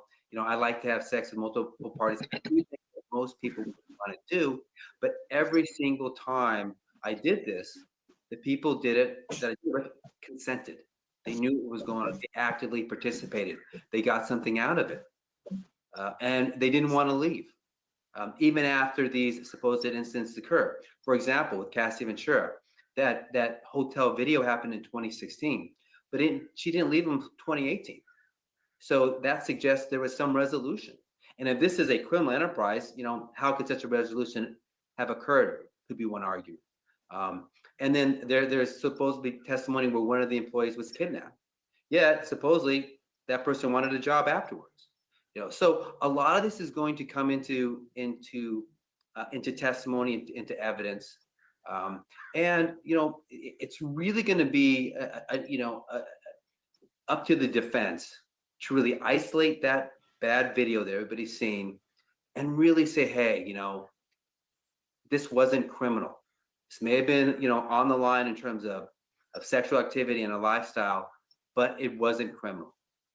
The reports I've heard was he was in a good mood at the beginning of the trial. He seemed to watch the jurors come in, wave kisses to his family, had a pretty good demeanor in court at the beginning. Now, how it ended up, I haven't really heard, but he seemed, pretty excited, in a good mood, and ready for this, and pretty optimistic. I think there were effective witnesses. The security guard was able to testify that he saw Cassie in the room, huddled up in the corner. She looked like she may have been hurt. Why does he keep on running back? Told her not to leave. He's When Diddy in the thought loop. that somebody was recording him, he tried to grab the phone, and the security guard had to restrain him. And that Diddy tried to hide the video or the incident by throwing money at the security guard, saying, "Don't tell anybody." So what does that show? That shows that Diddy has a propensity for violence, that he's trying to potentially hide the act. YouTube Streets providing live coverage of Diddy's trial. We have public figure Boogie TV, the people's champ, everybody's favorite person to hate. We have everybody's favorite uncle. Don't get robbed fucking with Uncle Juice. And we have man, we got gossip, man. Gossip's just all around shit. God, how y'all doing today, man? How y'all feel about this Diddy shit, man? Let's talk about this shit for a second, because we can watch this shit until we pass out, and that's not normally what we do. But I mean, does Diddy have, based on, and this is very, very early, we're in what we call the preliminary stages, does Diddy have a chance based on how the prosecution started this case? Because they normally start with the strongest evidence, or is this a situation where they're going to drop a bombshell on us to change or to sway the public perception and to possibly sway the jurors' opinion about what happened here? What we got going on here? Initially, right, I was thinking that he was about to walk up out this thing. But the more and more that I listen to Cassidy, not only is she describing, I said Cassidy. Not only is she describing the domestic violence, which don't got shit to do with this case, right? She clearly putting some of the elements of sex trafficking in there by saying that she handpicked and Diddy paid to bring people from other countries and different states and meet at secret locations. And that's the part of the elements that they showed themselves. So I'm kind of up in the air. At first, I thought he was about to walk up out of this thing, but as much as she is getting up there talking, the more that she put one of them elements into the ball game. I agree with Gossip. And I just think like the jury, they are regular people. You get what I'm saying? So they gon' just the fact that he not on trial for domestic violence, but they gonna sympathize with that. They could sympathize with that. They done seen pictures. That shit gonna stick in their head. You don't think So it's so? like- So public figure Boogie, you don't think that the people are sophisticated enough to be able to differentiate between from freaky deaky business and what Puffy's been alleged to or accused of doing on a broader scale? You don't think that the general public or the jurors are that sophisticated enough to be able to separate or compartmentalize, okay, overt sexual perversion from criminality? And I think they're gonna take the. I think they're gonna take the domestic. I think they're gonna take the domestic violence that's not even on trial, and they're gonna run with that for the trafficking. Because I don't see the trafficking. I don't see it being hardcore proof. I agree with Gossip, but I don't see that hardcore proof. You know what I'm saying? If they could get hardcore proof on what Gossip's saying, then yeah, because she was complying with everything as far as at the beginning with the freak offs, because it's timelines to this shit too. So sometimes you would think one thing, but the timelines, you get what I'm saying? It's timelines to the shit too. So at the beginning, she definitely was with the shit for sure. She ain't innocent.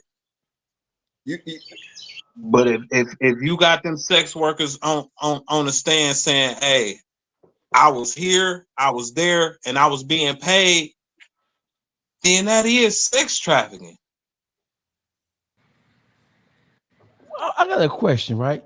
I thought sex trafficking was Real Spill. We adding Real Spill to the line. And Real Spill, what you got? Do you have a question, Real Spill, or comment?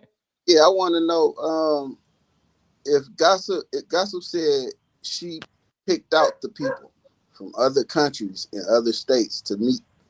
Diddy just paid. Do that mean she orchestrated the little freak off?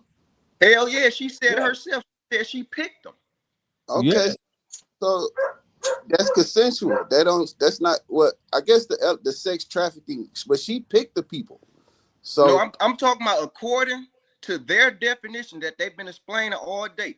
When you choose, facilitate, and all that other stuff, that's according to sex trafficking. Hell yeah, she was a part of it. That we can't take that out the equation. But she definitely picked them people, sent for them, and arranged. You see what I'm saying? That's according to the law. I truly think the jury won't see it that way. But if it was the judge, he would have to go to the letter of the law. Yeah, that's a slippery slope. I just don't. I'm not going for her being abused like that and her being such a victim. Because at the same time, when she came around, he was fucking with Kim Porter. He left Kim to deal with her. Am I right or wrong? That's and amongst other women, yes, that's right. Okay, so she kind of messed up his first marriage or his first relationship, trying to get in, and when she got in, she was complicit. She was down with it. Now, as time go by, we all know that we get tired of certain things happening over and over again. We may become, at first it's fun, then it's like, I don't want to do it no more, but I love this person, so I'm just gonna do it. They were just in a relationship. It was a wild one, crazy one, but they was really just in a relationship. Let me say this, right? So I'm listening intently. Trust me, I am. But here's what I'm hearing. So we have two different things, and I think that the defense needs to make sure they articulate the difference between Puffy may have abused Cassie. He may have subjected her to some pretty cruel things sexually, but that's not what he's on trial for. He's not on trial for assaulting Cassie. He's not on trial for fucking her to her mouth that had canker sores in it, right? He's on trial for sex trafficking, and she's just a part of the overall scheme. So I think that people are trying to, I think the defense needs to be careful about allowing Cassie to just be a witness to Puffy's debauchery and to his sickness. No, bitch, you were in many respects with the shits. At what stages you were or weren't with the shit, that's a matter of debate. But bitch, we have text messages saying, I can't wait for the freak off. Right. He's not asking you shit. So Boogie would argue, well, she was caught up in his web, so she was just responding like out of fear. That ain't what I'm saying. That's what no, what I was listen. What I would say is you gotta pay attention to the timelines. When they said that those text messages, that was early in the relationship. It was early. Hey Boogie, listen. So I know she with the play. I know at the beginning she with the play. She want her man. But here's what I'm saying. But when it comes to a point where you don't want to do this shit, you don't want to do it. Hey Boogie, when she came, Boogie, hold on now. Let's make sure we're careful here. When it came to the point where she decided she didn't want to play nice anymore, it was because the overall relationship with Diddy had collapsed, and Diddy was tired of her and was bringing other bitches and other niggas into the sex game fold. That's why she decided she wasn't shit no more. You think she was trying to suck dick for 4 days straight? Why you keep on? Hey, listen. With motherfucking powder puff balls in her mouth, nigga. So if she wouldn't have sucked dick on day number 3, he was gonna beat her. He had other hoes. Yeah. It didn't matter. It didn't matter. He wanted Cassie to do what he wanted Cassie to do. Don't nobody tell motherfucking Diddy no. And Diddy tell you that. No, where's the tell Diddy no? Fuck that nigga. I ain't taking up. I ain't taking up for her. But I'm pretty sure she got a fucking tap out limit, nigga. Hey Boogie. Like everybody else. Hey Boogie. So is there any testimony that has been entered into evidence that says that on day number 3, when she wanted to give up, that he told her she must continue. She had to continue sucking cock and rubbing baby oil and come all over the fucking place. Ain't no testimony saying that. The testimony is just that she did it for 4 days. You're saying she couldn't possibly have the energy and had the psychological dexterity to do this shit for 4 days with canker sores inside her mouth. I'm saying, at what point did she say she was tired and wanted to stop? And when she did, if she did say that, what did Puffy say to inspire her or to influence her to keep on fucking going? We don't got no evidence saying he made her keep on going day 3 or day 4. She couldn't talk. He gave her more dope. She said, dope. What if now he a drug dealer now? Oh man, he ain't got to be a drug dealer, but he got it. So he's supplying dope. It ain't no accusations in this indictment that he was supplying dope, is it? Hell no, because yeah. Not she was getting drugs out of his Louis bag. What are you talking about? They was doped up when they was fucking. Okay, listen, the freak off, they was doped up. That's his personal get down, Boogie. That's not, he not. Listen what I'm saying. You called him a drug dealer. I said he keep her doped up. You called him a drug dealer. Wait, hold on. I ain't calling that. Wait. So if I'm blowing cocaine, if I'm twerking my nose, and I got a female and she blowing her nose too, I got the fucking money. So if I'm providing cocaine for myself, and then therefore she partaking too, I'm a drug dealer. That's the true sense of recreational drugs, Boogie. Oh, You say I ain't call him a drug dealer. Chat. Y'all hear this nigga call Diddy a drug dealer? I didn't call him a drug dealer. I ain't call that nigga. I didn't call him a drug dealer. We live in Michigan, Boogie. Weed is legal. So how many times have your scurvy ass pulled up on a bitch with some weed? And you know that weed was gonna lead to the pussy. Man, she ain't hit my weed. No, Boogie. Hey, Juice. Hey, Real Spill. Yes, sir. How many times? Hey, man, when you know a chick smoking some weed, bro, and you want that pussy, is you gonna pull up with some weed to make getting the pussy easier, bro? That gang. Part of the with that gang. Get down. That's a part of. And listen, all bitches smoke weed, especially in Detroit. And then running around this bitch, she probably got cankersaurs in her mouth like goddamn Cassie. She ain't hit my weed. Why you keep on talking about these cankersaurs inside Boogie? She wanted. She said, "I can't wait to have the freak off." I can't. That's at the time of the powder puff balls in her mouth, nigga. No. Hey, listen, Boogie. That's when you think a motherfucker want to keep on having STIs and then the antibiotics don't work no more? Bitches all in pain. Think they trying to get drilled. Some bitches don't give a fuck. Some bitches don't give a fuck about burning. I got a question. Diseases. I got a question. Go ahead.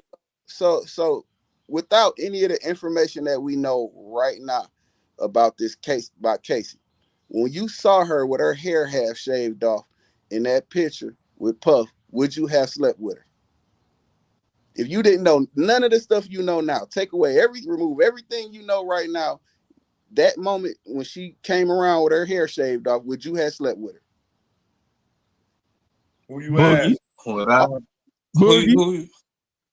Nigga, you heard what he said. I had slept with her. Yes, nigga. I had slept with her. No, she ain't my type of bitch. No. Hey, y'all. Why we sitting here bullshitting though, right? We can't forget how she was introduced to the world though. Her first song was about sucking dick. The first song that we ever heard from her. Look, the bitch ain't innocent. She far from fucking innocent. So the question now becomes, let me ask you a question. So listen. So this is what I'm listening to the whole thing. Like, the bitch is not innocent. So watch this, right? Don't forget, she was dating Ryan Leslie at the time. Ryan Leslie was a star. Ryan Leslie is the same kind of nigga Tory Lanez is. He an independent nigga. He don't believe signing no contract for real. He a writer. He was a writer. You know what I'm saying? He wrote songs just like Neo did before Neo became famous. Ryan Leslie was a rock star, bro. He was that nigga. She was fucking with Ryan Leslie first, and she cheated on him to go to Diddy because Diddy was a bigger magnet. He was a bigger fish. So this bitch is not no square ass, nerdy ass bitch like niggas trying to say she is. This bitch is a calculating her asshole. Manipulative and everything. She with the shit for real. Yeah. She with the shit. Now, listen, sometimes you can get drunk with the shit and it be overwhelming, but that's on you, bitch. That's on you. You mean tell me she couldn't have left Diddy and created a fight? She's Cassie. She's Diddy's companion, right? He tried to leave a freak off, nigga. Man, he dragged that bitch back. That's because, bitch, you can't be leaving. He tried to drag that bitch back. He tried to drag that. He wasn't done. But it's been times where she ain't been in his presence in other cities and all that while he in other regardless of that bitch trying to leave. That would prove that she ain't want to nigga. She was tapping out. At what point? She left when that nigga was in the shower. He dragged that bitch back. What's that? Hold on, Boogie. You just talking about that ain't against your will. But you don't know that ain't against your will. Boogie, You that's don't just know the if that hotel was room. just a dispute or what. That women have a dispute and they I'm leaving right now. She didn't never try to leave that relationship permanently until she was ready to leave, like she left I don't now. give a fuck if it was a relationship or not. She was trying to leave. It gotta be the relationship for a motherfucker to leave. Hey, Boogie, No, hold on, Boogie. you ain't hear me out. I said it was an incident. She wasn't trying to leave him forever. She was trying to leave that incident, what was going on, whatever they had got into it at that moment. In the hotel, She wasn't trying right. to leave permanently. Right. You be trying to circumscribe the people thought like you was there or like you know what you a mind reader or something. That's what you be doing, Boogie. No, That's what you be doing. It was the incidents that happened right then at that moment that she was trying to leave at that moment. She wasn't trying to leave him and get out the relationship. Regardless if it wasn't the end of, I ain't say it was the end of the relationship. She tried to leave, period. Okay, hold on, That's Boogie. not a problem. Hold on, Boogie. That ain't a problem. Hold on, Boogie. Hold on, Boogie. Hold on. So listen, because earlier and yesterday you said that he had bodyguards drag her back in. I didn't say that. Hell no, you ain't saying no shit like that. You wild. Bodyguards that went and got the whole. No, listen. Come on, bitch. Listen. It's times where that bitch left, nigga, and went to her apartment or wherever the fuck she went. It's in the transcript, and it's gonna be bodyguards that testify to that shit. It was a bodyguard before he quit. He was like, I used to protect her from him. He was like, I quit because one time he beat her ass. He beat her ass so bad it made me cry. Okay, so he was like, I quit. So listen, so if he's a bodyguard being paid to protect her, where the fuck was the bodyguard in that thing? No. He wasn't paid to protect her. It's Diddy security guard, but he used to intervene, like try to protect her at points because he seeing what's going on, stopping shit, jumping in the middle, holding Diddy back, separating them, so she don't get her ass kicked more than what she already get. Hey Boogie, I think that bitch needed a couple of ass whoopers the way she was acting. She ain't innocent here, Boogie. Man, listen here. She got more than a couple, nigga. It seemed like she was getting her ass kicked every fucking 4 hours. And guess what? Call 1-900 prevention. You know, like she stayed in there, look, because she it's too fucked up when you gotta put a bitch up in a hotel multiple times, nigga, to heal up. Come on, man. Hey Boogie, we all did that. Hey, you ain't never got your house and your girl say stop. Man, I ain't never put no bitch up nowhere to heal up. Nigga, you crazy as hell. that Diddy gone far with that one. I can't relate to that shit. No way. Hey, don't start that fucking gossip, that moral high horse. No, gossip, come on over to this side. Gossip, come on, gossip. Come on, moral high horse ass shit. Get the fuck out of here, gossip. That ass shit. Man, I ain't put nobody to heal up. Diddy is a motherfucking king of that shit, boy. That's all the Well, listen, when you got money, and listen, we poor. We're poor. So we don't got no money to be putting no hoe up for 2-3 weeks. Bitch, you better go home, put an ice pack on, put a potato. You know how you grab a potato, put it in the towel, and it soak through? Yeah. We don't got no money to put no hoe up in no Waldorf Astoria. Hey, that for that my nigga, when you trying to leave, you trying to leave, bro. He like, bitch, you about to take this asshole. Hey Boogie. They was role playing, Boogie. She was not really trying to leave. They do that. It's all part of these sexcapades. No, nigga. Your hand stuffed in is not part of it, bro. No, bro. Man, some people play role like that. Some hoes want to be handcuffed. Some hoes want to have hot wax poured on them, Boogie. Some hoes be wanting to get choked. But then again, I ain't gonna see this my thing. This my thing with Cassie, though, which is the same thing. Even though you a motherfucking punching bag, for the times you wasn't with him, that you supposed to have disappeared. What if she was really disappeared? Oh, what'd you say? When she was gonna go back home? What if she and then you come get her? Go ahead. Yeah. Say that again. What if she was with the last 8 ball? I ain't hear you. What if she was trying to leave with the last 8 ball? Right, that's a problem. That's good point. And you know what happened if she tried to leave with that last 8 ball? Good point. She ended up in that motherfucker. Hey, that's a good point. First and foremost, word on the street is the dealer ain't running out. All right, ain't no little ass, nigga. He ain't running out. Not of that. Bullshit. He was running out if he was kept on telling them dealers not to sell. He was running out. It was a lad. No, that was something else. A different kind. That was an appeal. That was an appeals. But on the up and up. But that Tootsie shit with mixing and turning it pink, man, that motherfucker wasn't running out. He was having too many goddamn freak offs. Hey, y'all want to hear something though? This damn prosecution, they need to watch her, making her the star witness though, man. Cause everything, right, especially with the RICO charge that he got, she finna walk him straight up out of that. She about to walk him out of that RICO charge with all that That's shit. what I'm saying, man. Listen, the reason why they're handling her with kid gloves is not so as to not offend nobody, but because they don't have to rough her up. This bitch is still in love with Puffy, bro. She's not satisfied with that cracker she married to.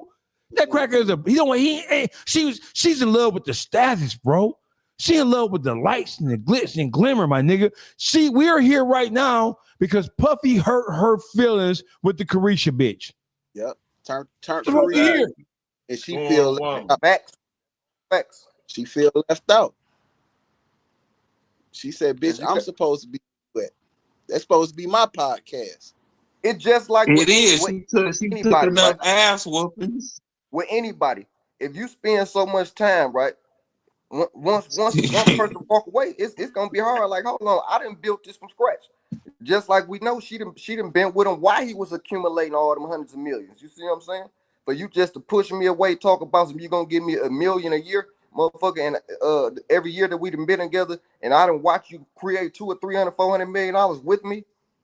That's a lot of jealousy shit going on and made her do that in the first place. What you got to say about that, Boogie? No. Two things could be true at the same time. Oh, get the fuck out of here. Did you hear this nigga Juice? Boogie don't have nothing you to can't say come with no on that, bullshit man. answer like that, bro. You can't come with no bullshit answer like that. You gotta stand up on that, Boogie. I don't disagree with that. I don't fucking disagree with that, nigga. I don't think she was right. Nigga, I think her reason because she's a jealous ass bitch. I see those reasons. But I don't see her being with everything at a point, my nigga. That's what I keep saying. That's not gonna change. Oh, I'm not. The whole time she wasn't for the whole play. That's not gonna change, nigga. So listen, at what it was forceful shit in that relationship. But you gotta be careful. You gotta be careful. That a motherfucker ain't want, because if that's the case, what's the point of using blackmail? What's the point of using blackmail? You gotta be careful though. I'm gonna tell you why you gotta be careful. Here's why you gotta be careful. Because if you're saying that she was with it, which means that she was a free to a certain point. Hey, listen, to a certain point. Listen, but I'm gonna tell you something, right? Let me tell you something. And this is, if you've ever been in trouble before, but you have. Well, I'm about to say, y'all tell me if I'm wrong. I'm finna fuck you up. You just gave Diddy his walking papers. Because now you have to distinguish and differentiate between when she was compliant versus when she was in a situation where she felt like she was forced to do it.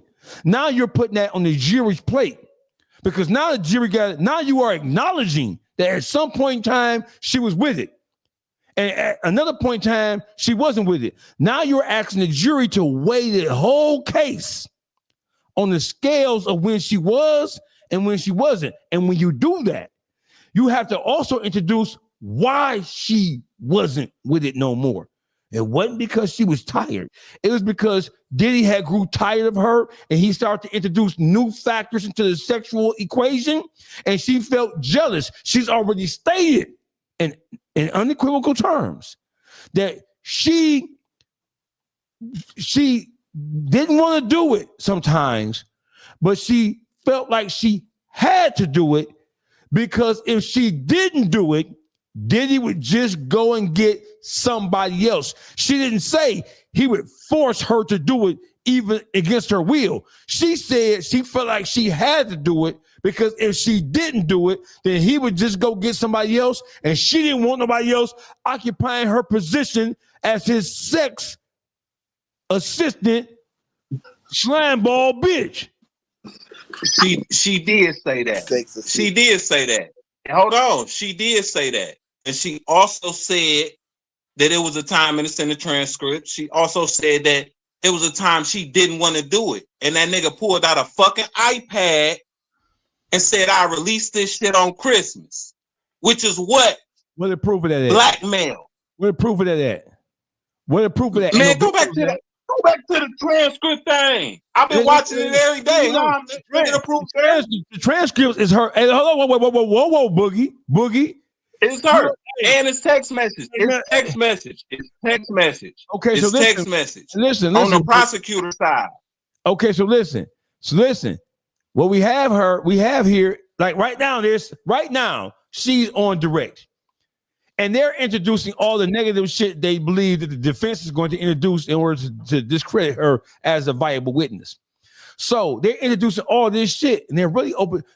What the prosecutor is exposing about Cassie is really throwing the case into doubt from the very beginning, because we don't have any hardcore evidence that she wasn't a willing participant. And another thing is, she was a willing participant for, we ain't talking about no 1 month, nigga. We talking about 11 years. So you was a willing participant for 7, 8 years. In the last 2 years, when you felt some kind of way, you want to back out the shit. What about your responsibility for that first 8 years, that freak on shit that you was helping coordinate? For the most part of the time she was getting her ass kicked, you think it was because she was saying yeah to everything? When did he start beating her ass, Boogie? When he started beating her ass? Come on, y'all think she was getting her ass kicked because she was saying yeah to everything, my nigga? Boogie, I'm asking y'all a question. Hey, listen, I'm saying, here's what I'm saying about this right here, right? Puffy, don't forget that he's Puff Daddy. Don't forget he's P. Diddy. P. Diddy is into everything from liquor to Revolt TV, the network owner. He was music mogul icon. Some of what she was getting her ass kicked for didn't have nothing to do with no sex page, bro. Some of what, because he was beating Kim. I didn't say that. What I said was, I didn't even say nothing about sex. I said, do you think, I said her getting her ass kicked, do you think she was always saying, like, what you think she was saying, nigga? Some of the times, nigga, for a lot of the time, she's saying no. You think she was getting her ass kicked for saying yes? You think she was getting her ass kicked for saying yes? Is that a question? Because if it is, I have an answer. You think she was getting her ass kicked for saying yes most of the time? Is that a question, nigga? I dare you say it's a question. That's a question. I dare you say it's a question. I have an answer. She wasn't just getting, he wasn't, if he was whooping her ass, which we know he was, he wasn't just whooping her ass about no refusal to participate in sexual activity. Like, for example, the video that we see where he put his hands on her, that had nothing at all to do with sex and the sex parties and the freak parties. That was just him and her in the hotel room getting into it. That ain't had nothing to do with she running from him trying to force her into a sexual act that she wasn't with.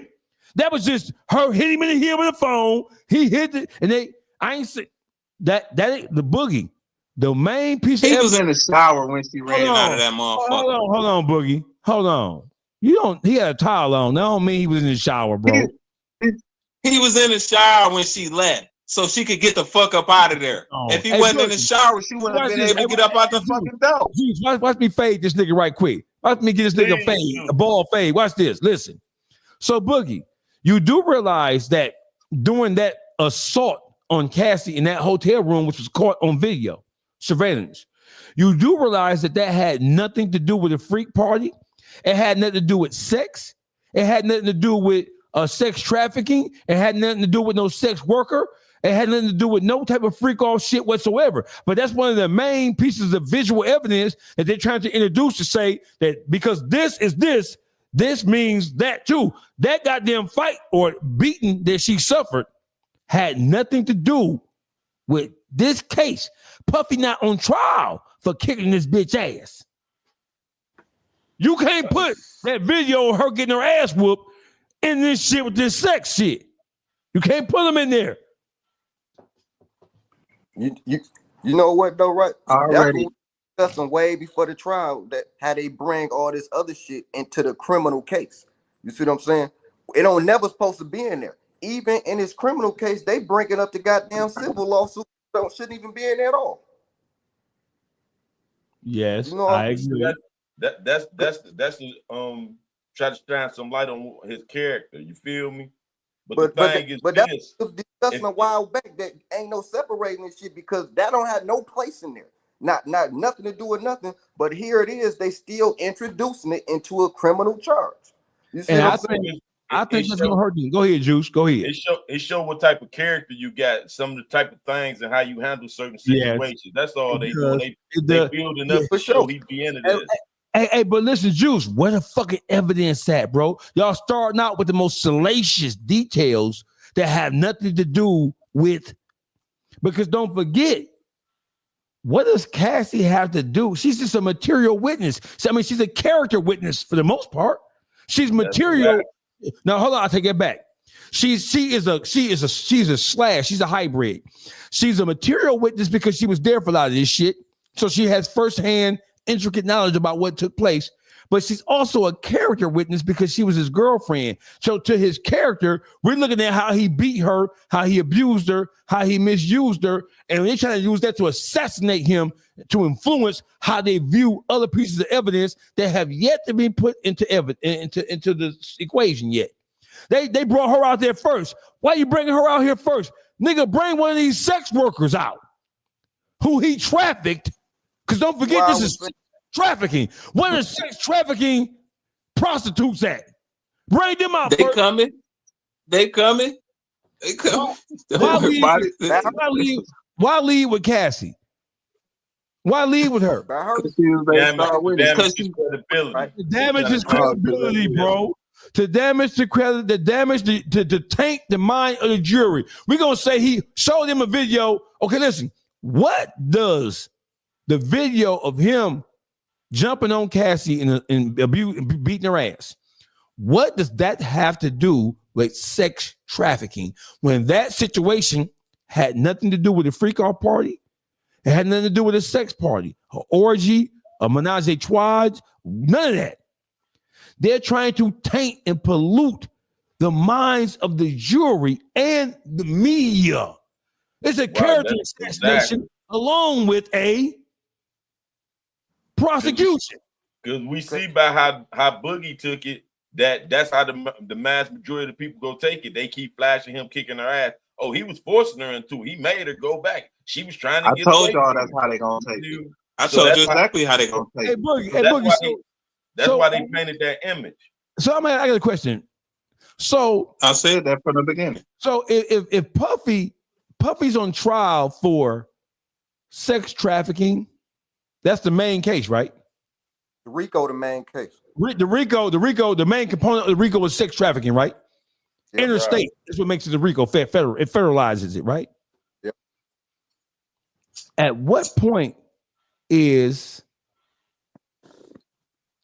Cassie a co-defendant versus a witness?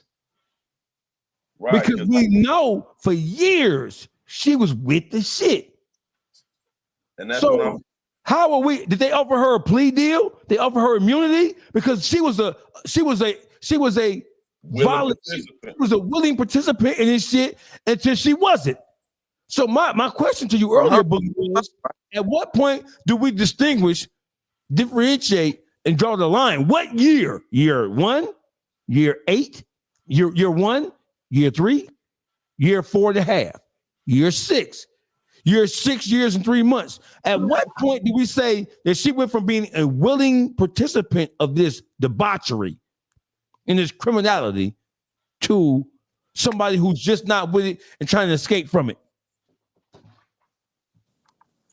First and foremost, I had already said, to me, they ain't even proved that it's trafficking yet. That's first and foremost. Yep. So to answer that question, I'm not gonna answer that question because I don't think it's trafficking. But I'm telling you, like I said from the beginning, the jurors just seeing them pictures and being sympathetic and regular people, and they see over and over and over pictures of her getting her ass kicked, drawing out the picture of who he is. That make it look like you can't do nothing without him saying. So ain't no telling him no. If he kick your ass that much, you can't tell a man like that no. Okay, we got breaking news, Boogie. Breaking news. Listen. So 100% Rotten Podcast says lock Puffy up for rubbing cum on his nipples. Now, listen. As far as I'm concerned, and Juice may not agree with this because Juice is one of those jurisprudent ass law ass niggas, right? As far as I'm concerned, for that action alone, that man is not supposed to be running around free society, bro. Man. Right. I said the other day that nigga too freaky, bro. You way too freaky to be out here with regular people. That's that penitentiary freak shit he on, Juice. Man, he got a RICO by himself. So how they get him a RICO by himself? I never heard of nobody getting a RICO. Never. Solo. So we talked about that. We talked about that months ago. We talked about that about 2 or 3 months ago. A RICO is as continuing. One of the main components of a RICO is a continuing running a criminal enterprise.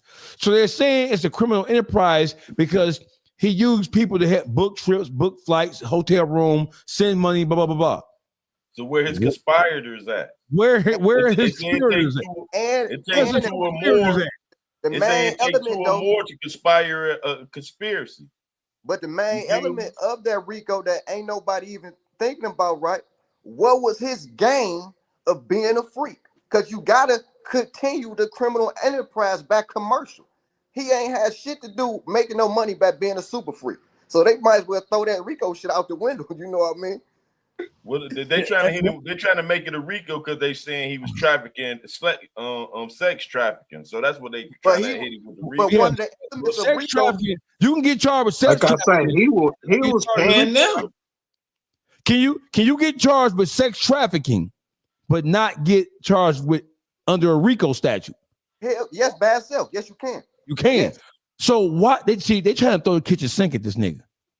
Thank you. That's what I'm getting to. And you have a RICO where they're saying you conspired to break the law. You also know that when it comes to most RICOs, there's an IRS component, there's a tax component in there as well. Mm-hmm.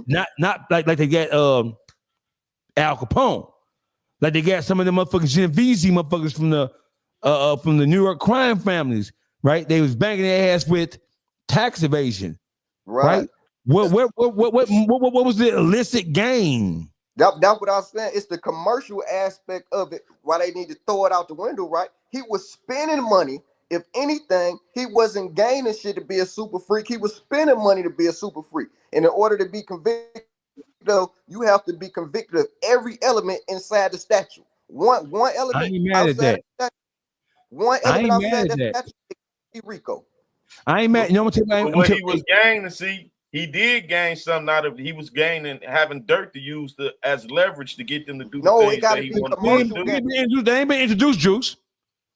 Because if you know what? Hold on though. I don't know what Boogie said. No. Listen, if they ever whoa. Hold on now. I'm finna hit it. There ain't never gonna be a time during this trial where they accuse Diddy of blackmailing people outside of this little sex, these little fuck offs, cum rubbing ass shit he got going. You know why? Because then you got to motherfucking prove it. And you got to prove who he was doing it to. No. We ain't saying outside of this case. We talking about Cassidy and them. Y'all just said that he was using it to make Cassie Not turn me. tricks in the state. I ain't I say that. said that. I said that. I I said that. So that's I'm saying, I and said that's what he was using that to gain leverage to keep her career, because he was telling her he But could that's put that not out and damage her career. He did. That's what they did say in court. So using that commercially. Yeah, but using that, he go gang because she signed to him. He controlling her career, so he gained and controlling her career with that. That's a stretch, though. But see, listen. So I'm gonna tell you what. So I'm gonna tell you what I was saying, so we make sure we're on the same page. I'm saying that the RICO, one of the undergirding aspects is, I'm just going to talk about one of them. It's a criminal enterprise, right? Criminal enterprises are normally, what's the word I want? Criminal enterprises normally have a monetary value or monetary gain or a monetary goal attached to it. The only thing that we see here is him using his power and influence, and he using his money to create freak-off parties to satisfy his own weirdo motherfucking sexual proclivities. We don't see that he's not pimping and pandering like pimps. This ain't the man. Somebody said yesterday the man act. No. Ain't the man. I'm buying pussy. I'm buying freaky behavior. I'm not controlling you to sell it to somebody else. I'm not charged. Nobody says that he charged entry fee to get into the freak off parties. He's just providing the atmosphere for his rich friends and entertainers. Ain't no money being gained. Not a nickel. Not a nickel. But the thing is, it ain't got to be cash to use to gain other use it for leverage. It's blackmail. That's blackmail. The thing is, why do y'all think they before arresting him, they raided all his properties first? Get evidence of whatever they can find. Because why? Because it ain't Cassidy. See, what y'all fail to realize, Cassidy ain't the one that got this started. They just using her to bring him down. Cassidy had got her money and went on her motherfucking way. Hey, listen, it's other people he got dirt on them tapes. See, he used them freak offs and gained different videos that had push blood on you. Hey, listen, like to walk out of this fucking case. No, but watch it. Hold on. Hey, listen, Juice. We know, we watched them raid his homes. I think in New York and LA. They went in those houses for one reason and one reason only. In Florida.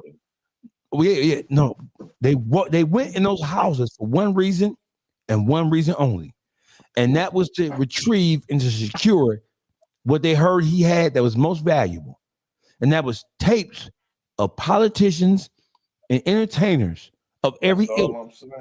I'm not saying anything different than that. I'm saying that's why they went in there, and I'm saying that during this trial, they can never say anything about him using video to influence, persuade, or blackmail anybody other than Cassie, maybe, because when you do, you're opening up Pandora's box. Because I wish you would say that he has. How you know? Because we got tapes. Where the tapes at, bitch ass nigga? And who own them? Now I'm putting everybody on the floor. Y'all better make this shit go away. Because if these bitches say one thing about me, blackmailing that hoe, it ain't just her. I was doing it too. You realize that, right? It's Senator Romney. It's Bill Clinton. It is this powerful studio executive in Hollywood who oversees Columbia Films, Sony Films. You want to play with me? Right? We're going to let this shit go on for a little bit so y'all can have a good display of a trial, put me on trial. But bitch, the prosecution better fumble this motherfucker like they're fumbling right now. Putting Cassie out there first to try the people, the general public know what that's about. That ain't about straightforward evidence and proof of this shit and that shit. This about character assassination. You trying to prime a nigga up, trying to tenderize the public and tenderize the jury with this shit And then hopefully any other, when you start introducing what you call facts, they'll already be prejudiced against him, so much so because of a character assassination. Now, if they had hardcore evidence that he was, I got $1,000. No, fuck all that. Keep it G. I got $100 to say that this trial does not end in a conviction. That man knows too much. He's sacrificing himself by allowing himself to be put on trial. So because you fucked up, bro. You gotta go to trial. You done fucked up, this bitch and told on you. This is your hope. So you gotta go through this shit. But them prosecutors, based on what I'm hearing, they're not doing a good job. They're not being very effective, at least as of right now, at the initial onset of this trial. I'm saying we're going to let you go to trial. Don't forget we saying these hunkies is powerful. We're going to put you on trial, you bitch ass nigga, because your bitch is the one who blew all this shit up. But we're going to stumble and fall and trip and give you enough wiggle room to get out this shit. They might try to retry you, but bitch, you're going to be free on bond.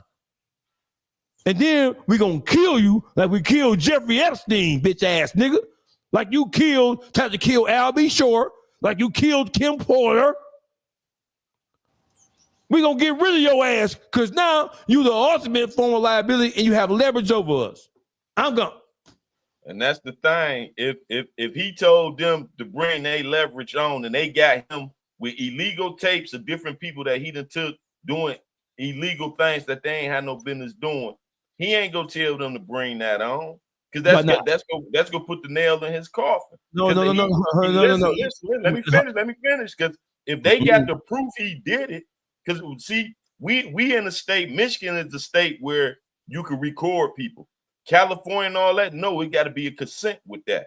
So if he illegally recording people doing illegal things, it's gonna put that nail in his coffin, man. He don't have no leverage where he calling they bluff. If they went and grabbed what they wanted out them house.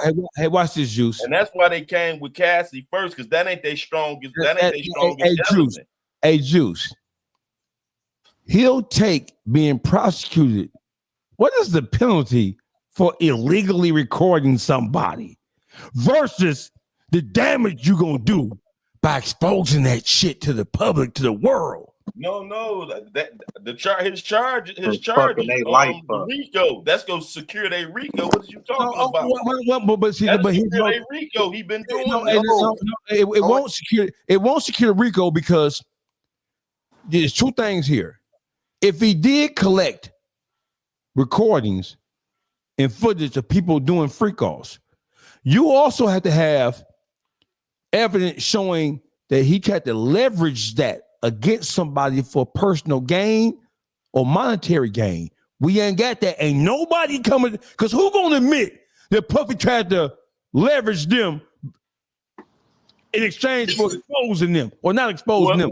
Whoever had them, whoever they went and raided his houses about, because it wasn't about Cassidy. See, y'all keep thinking it's about Cassidy. No, they ain't get no time, though. Cassidy had a private lawsuit. Cassidy didn't bring no criminal charges up. That's my point. My point is, what tapes they found in them house?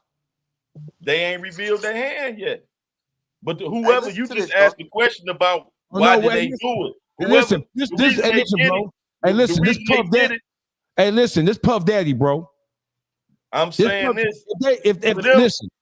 For them to raid him looking for anything. Somebody had to tell them that he got some illegal tapes on them or something that they did. That's all I'm saying. Somebody admitted it then. That means somebody had to admit something. Listen, bro. He didn't admit it. We know for a fact that the reason why they went in them houses is because they were trying to secure that shit so that it wouldn't get out there. So who told him it was something to secure? Puffy did. You just said Puffy didn't. So who told him it was something to secure? Here's what I'm saying. Hold on. Hey, you twist my point around. Here's what I'm saying. I'm saying that there is recordings. I believe that he did film that, right? He'd be a fool not to. That's what I'm saying. And I'm also saying that that's not a part of this case. If that was a part of this case, they would have led with that shit. That would prove the heart, the essential elements of the case right there. But he ain't being charged with blackmail, bro. He being charged with sex trafficking.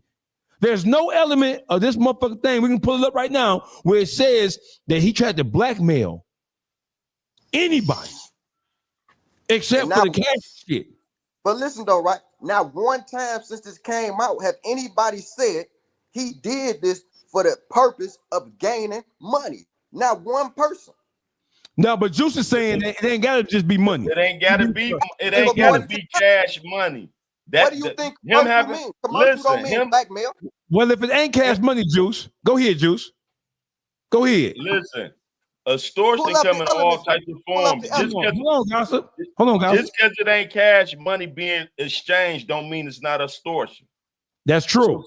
So saying he didn't cash ain't exchange hands don't mean it ain't true. happen. It still happened, and he using it to gain other ways to get people to manipulate people to do what he wants. Okay, somebody had to bring it to the feds' attention, not Cassie. Cassie had did a personal suit. She did a civil suit against him. She didn't bring up criminal charges. For them to bring up criminal, I know. I'm just saying, for them the initial criminal charge where they come up with this RICO and went in all them houses looking for evidence. Somebody came forth behind closed doors that don't want to be revealed to let them know, hey, dog, this is what this nigga doing. I need y'all to go get that. Somebody with power sent them at Puffy. It ain't nobody. It ain't a victim. It's somebody that got a lot to lose and got more power than Puffy. Well, that's why he's going through what he's going through. This bigger than him. Yeah, in a case like this, Cassie is insignificant, right?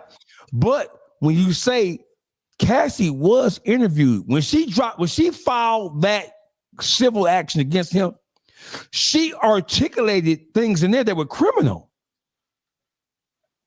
The shit that she listed in her civil suit, those were criminal activities, right? Even though the case got settled in record speed, it's still a matter of public record because she filed it. Where Puffy made his mistake is not acquiescing to that bitch before she filed anything in the courts. Because the shit that she filed in that civil suit, a lot of that shit is criminal if the feds was to pick it up. So Cassie is one of the people, but she couldn't admit it because she signed a non-disclosure agreement after she got that $20 million. So she wasn't supposed to be saying nothing about it. But as we know, non-disclosures don't prohibit motherfuckers from giving criminal motherfucking evidence like that, right? But what I'm saying is this. What I'm saying is that as soon when you say Juice, it ain't about money. So his goal wasn't money. His goal was to use shit for leverage.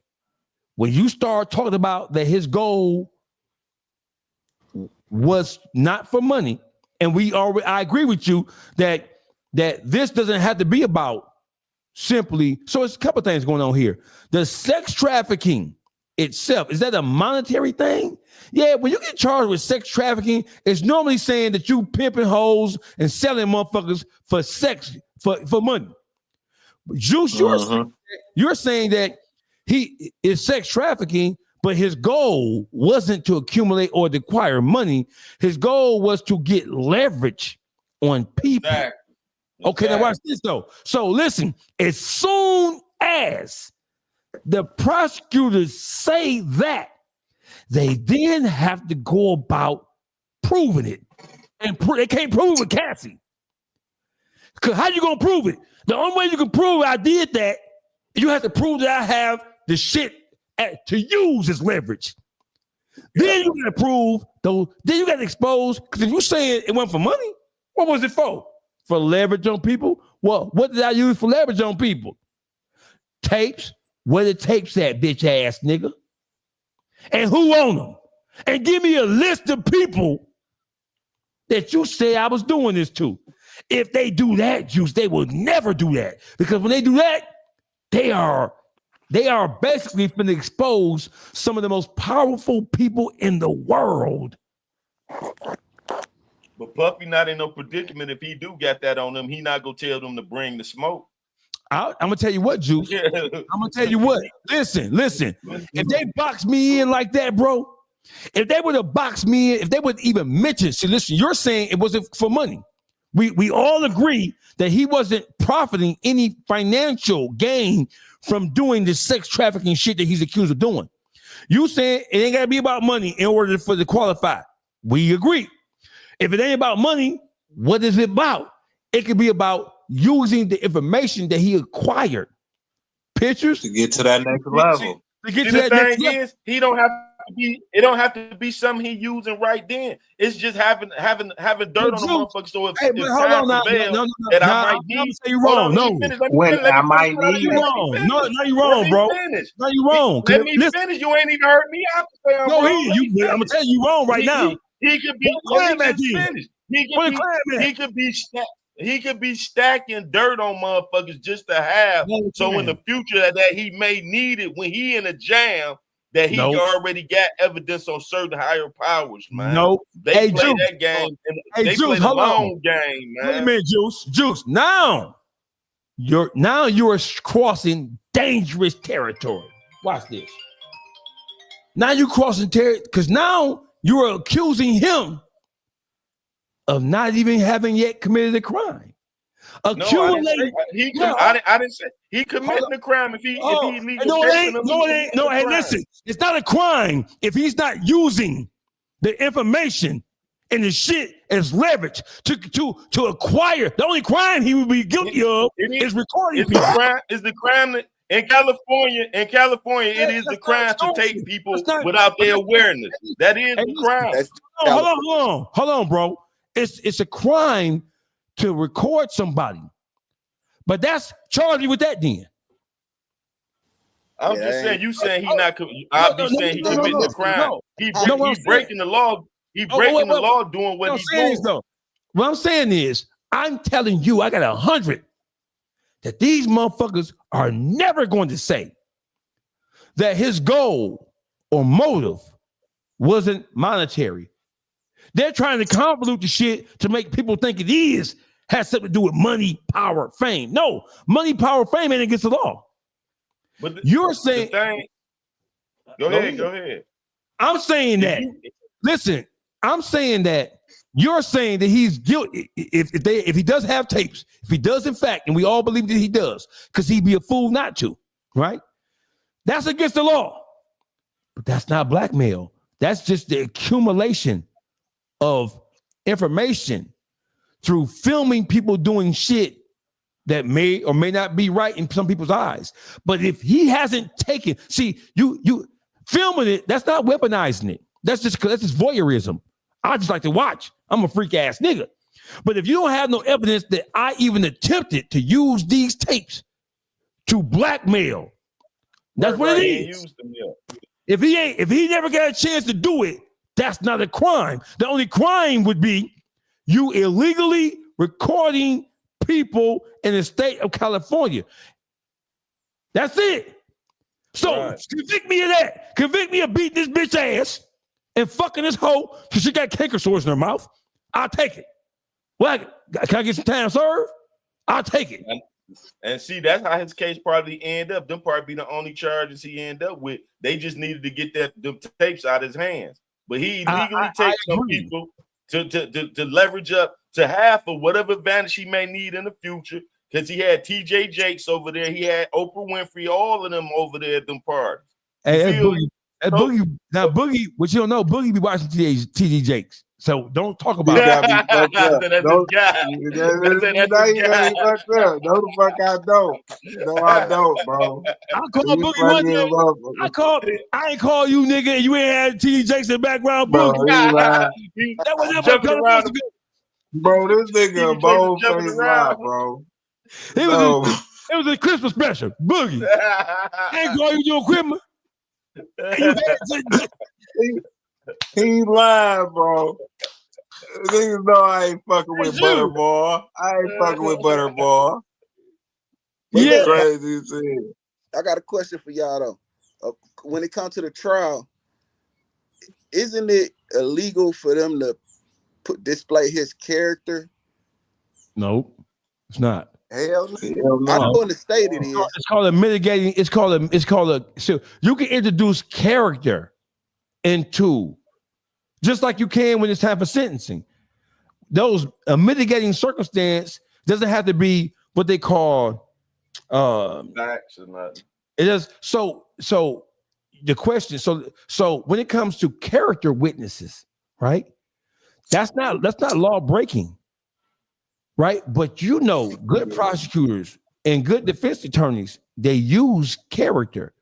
That OJ wouldn't have did no shit like that. When have we ever seen you do that? Oh no, if it don't fit, you must quit. A character is a major, especially when you a star. Nobody wants to convict the girl. As far as that domestic violence video we saw, that's them presenting evidence of his character. Yes, because that's not none. That don't charge that. Charges. Right. That isn't. Wouldn't that be wouldn't that make it illegal? You know what I'm saying? Or prejudicial? You mean prejudicial? No, you can introduce. So I want to make sure. So are you asking with introducing things that are not necessarily criminal or that he's not being charged with? Is that prejudicial? Right. So okay. So say if it's a murder trial and he got caught with a gun, but it's not the murder weapon. Right. They can't use that weapon as a part of the murder trial because it was. They can't. No, but they could bring that case up saying he got caught with a gun before to show that's the type of character he knows for carrying a gun. That's still yeah, but they can't introduce that as evidence, direct evidence. No, it ain't gonna be evidence. They can bring it up just saying history. He right, this is history. He known for carrying pistols. But that video they brought up as evidence, right? Oh, dude. And what the fuck that video? Because see, listen. So is one of the elements of the RICO case, and I'm sure because we heard that they've been objecting to everything left and right. So if I was his attorney, listen, they're not going to not let that video in, right? Because without that video, Cassie testimony don't mean shit. It's two lovers going at it. That video turns Puffy into a monster. Officially, vilifying. Yes, big words. Stop using the big ass words. And no, that's the exact. Anything more than two syllables, don't stop them. Don't start that with me, man. Don't be. Of course, they use that shit to crucify a motherfucker in the court of public opinion. Of course, they use that shit to try to taint the jury and say everything this nigga do is bad. He's a fucking monster. He's the worst thing since fucking Adolf Hitler. Of course, they're gonna fucking do that, right? But what I'm saying to you is they are never. So what I'm saying to you is this. I want to make sure I get my thoughts together. A RICO, a sex trafficking charge, there has to be an element of gain. What is the end game of sex trafficking? It is usually financial benefit, financial gain. In this situation, there is no evidence of financial gain on Puffy's part. Now, so in the court of law, there's a thing called stacking inferences. Even though we don't have direct evidence to prove that this actually happened, we can stack an inference on top of an inference, and because of the line that we draw, we can assume that something happened. So when you say that nobody is saying that Puffy had any form of financial gain. The only evidence that we have on record is that he spent money to create an atmosphere that led to freak-offs. So what's the charge when you get Hold on, bro. He didn't charge. Now listen, if Puffy charged somebody for entrance into one of those houses, lofts, apartments, whatever, if he charged them something, whether it's money or some other form of secret society ass, they can. But if it's some secret society ass shit, nobody's ever going to admit that he tried to charge me this to get into that. So if Puffy ever charged somebody, there's the money right there. but there is no charge. There is no money. They ain't talked about money one time. So what we saying is he used these parties to facilitate freak-offs, and then he filmed it unbeknownst to the people who participated in it. And then he was going to. He collected it for the purposes of using it as leverage to blackmail somebody, not now, but sometime in the future. Now, listen, when I say stack of inference on top of an inference on top of an inference, at some point between those inferences, you do have to have some tangible proof. You can't just be hopping without introducing some proof along the line. Puffy is not being accused of leveraging information, pictures, knowledge, or anything against anybody except for Cassie. That's still domestic, because every day, that's still not, it seems strange, man. But the reason why they have revenge porn, they turned it into a law, is because people who were in personal relationships, who was making videos that had naked pictures, and they broke up, they was using that to embarrass, intimidate, and harass motherfucker they broke up from. Ain't no that ain't no RICO. That's not a RICO. That's just him angry, upset, wanting to get his way, and threatening a bitch, a singularity bitch. That ain't no conspiracy. Find me 2 other people he did that to. Then we have him using this footage as leverage to influence people. That's a conspiracy. Right now, all we got is that he did to Cassie. That's not a conspiracy. So how he got it right now, how they got him on it right now. You asking me why they introducing it? Because it's a part of them. You know what I mean? They always pick you up on bullshit and make you figure it out later. Yeah. So no. They don't have him on using that. They haven't even acknowledged. No, I'm saying they got him on the RICO. I'm saying how they got him on the RICO, and he the only one on it. And listen, I listened to Judge Joe Brown. You had the show. Judge Joe Brown said a year and a half ago, that's not no motherfucking RICO. Yeah, I never seen nobody with a one man RICO. No, yeah, and he said Judge Joe. I watched Judge Joe Brown. Some people don't agree with him, but Judge Joe Brown said that's a witch hunt. That's them trying to sit up a nigga who done forgot his place down. A RICO, like you just said, Juice, where my co-conspirators at?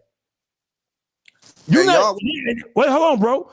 They're not even saying, normally they would say at this juncture, the trial already started, bro. Who did y'all give immunity to? Okay. Right. You ain't gave out no immunity to nobody. DC Black's it's supposed to be. I'm waiting on you. We live on air right now. I sent you the link. Where you at? It's DC Black's calling in. What up, though? Tell him we said what up, though. What you on? Everybody saying what's up? Man, come on, man. I ain't even dressed, man. I will though. All right, it's on the popping, bro. Okay. Yeah, no doubt. So listen. So when it comes to this, we got to be careful, because there is no charge. There is no component of the charge in this indictment that says that Puffy collected pictures and video for the express purpose of using it as leverage in the attempt to blackmail people to do something or not to do something. That's not a part of this RICO. It's not. That nigga's supposed to be charged with illicit for prostitution. Or sex trafficking by itself. Illicit prostitution, bro. That's what he was tricking. He wasn't doing no sending. Who just said that? Real spill? Hey, Juice. Yeah. Juice, tell me, Juice. Yeah. Why is it? Why? Listen, hey, Juice, you know. So listen, see me, Juice, dirty old man. We didn't bought enough pussy. You feel me? Yeah. Nigga, every real nigga. No, just joking. So listen, Juice. Why? So the sex workers that he was flying in from parts unknown. Why isn't he being charged? Why isn't one of the charges like the brother just said? soliciting prostitution. That's a crime. That's pandering. No, pandering is pimping. But yeah, soliciting a prostitute, is against the law, right? Except in Vegas. Except in Vegas. Except in Las Vegas and Utah. Without the RICO involved, which we're gonna throw that shit out the window, right? Mm-hmm. He can be charged for sex trafficking alone, which they should have did, and they would have had a better chance. They would have. But you see, don't you got money from They sex? would have. Huh? You have to say what you feel? You got to make money from sex trafficking. No. Once he was buying it. No, wait, listen, right? Sex trafficking consists of the exchange. Once he bring their ass across state lines and give them something, that's sex trafficking. He never gave him nothing. No, he did pay them motherfuckers. Yes, he did. Oh, no. Okay, so listen. That's what I'm saying. Throw that RICO shit out the window. They should have charged him with sex trafficking by itself. But now they done fucked up because they put this RICO on top of it, included the sex act in that. You see what I'm saying? That's how I'm saying they done fucked up on that right there. Y'all get where I'm coming from? I got you. Yeah. Understand. But he really supposed to be charged with domestic violence and soliciting prostitution. And that's the case. Let's go over this again. Sex trafficking, a form of human trafficking, involves compelling a person through force, fraud, or coercion. Force, fraud, or coercion to engage in commercial sex acts. Commercial is commerce, bro. That means money. Mm-hmm. Specifically, so it's sex trafficking is to by force. That's not that's not, I'm gonna pay you to come suck my dick. That's not sex trafficking, bro. That's soliciting. If you according to charges, it is because he got these bitch ass tapes to black. Hold on, bro. Sex trafficking, right here, a form of human trafficking. Human trafficking is when you take somebody by force or threat from one place to another place for the express purpose of commercially putting their ass for sale. Sex trafficking, a form of human trafficking, involves compelling a person through force, fraud, or coercion to engage in commercial sex acts.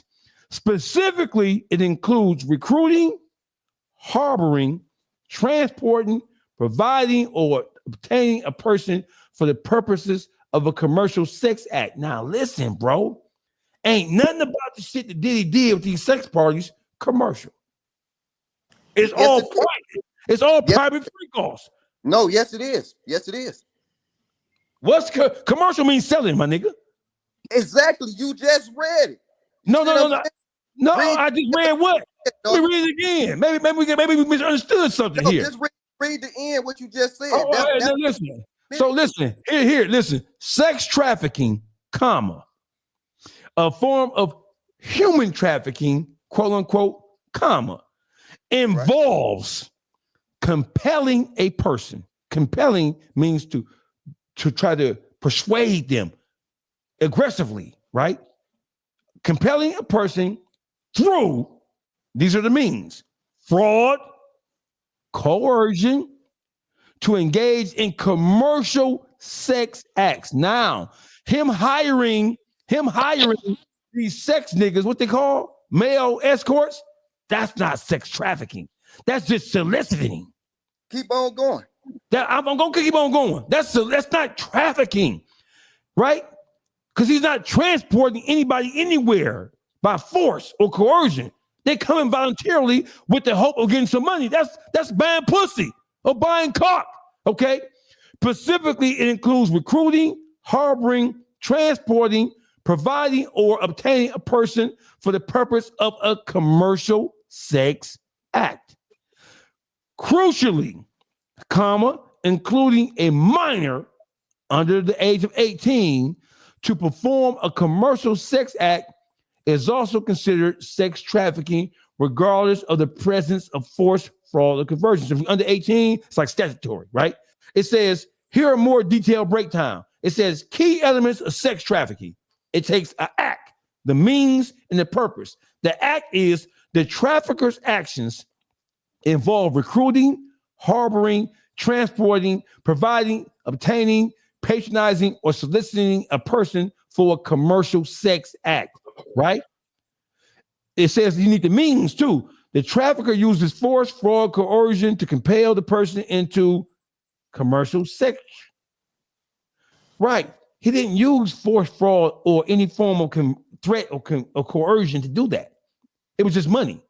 So it says the purpose. The primary goal is to exploit the person for commercial sex act. Now, let me tell you something, bro. I don't know if you're familiar with the UCC, but I know you are because you're a more man.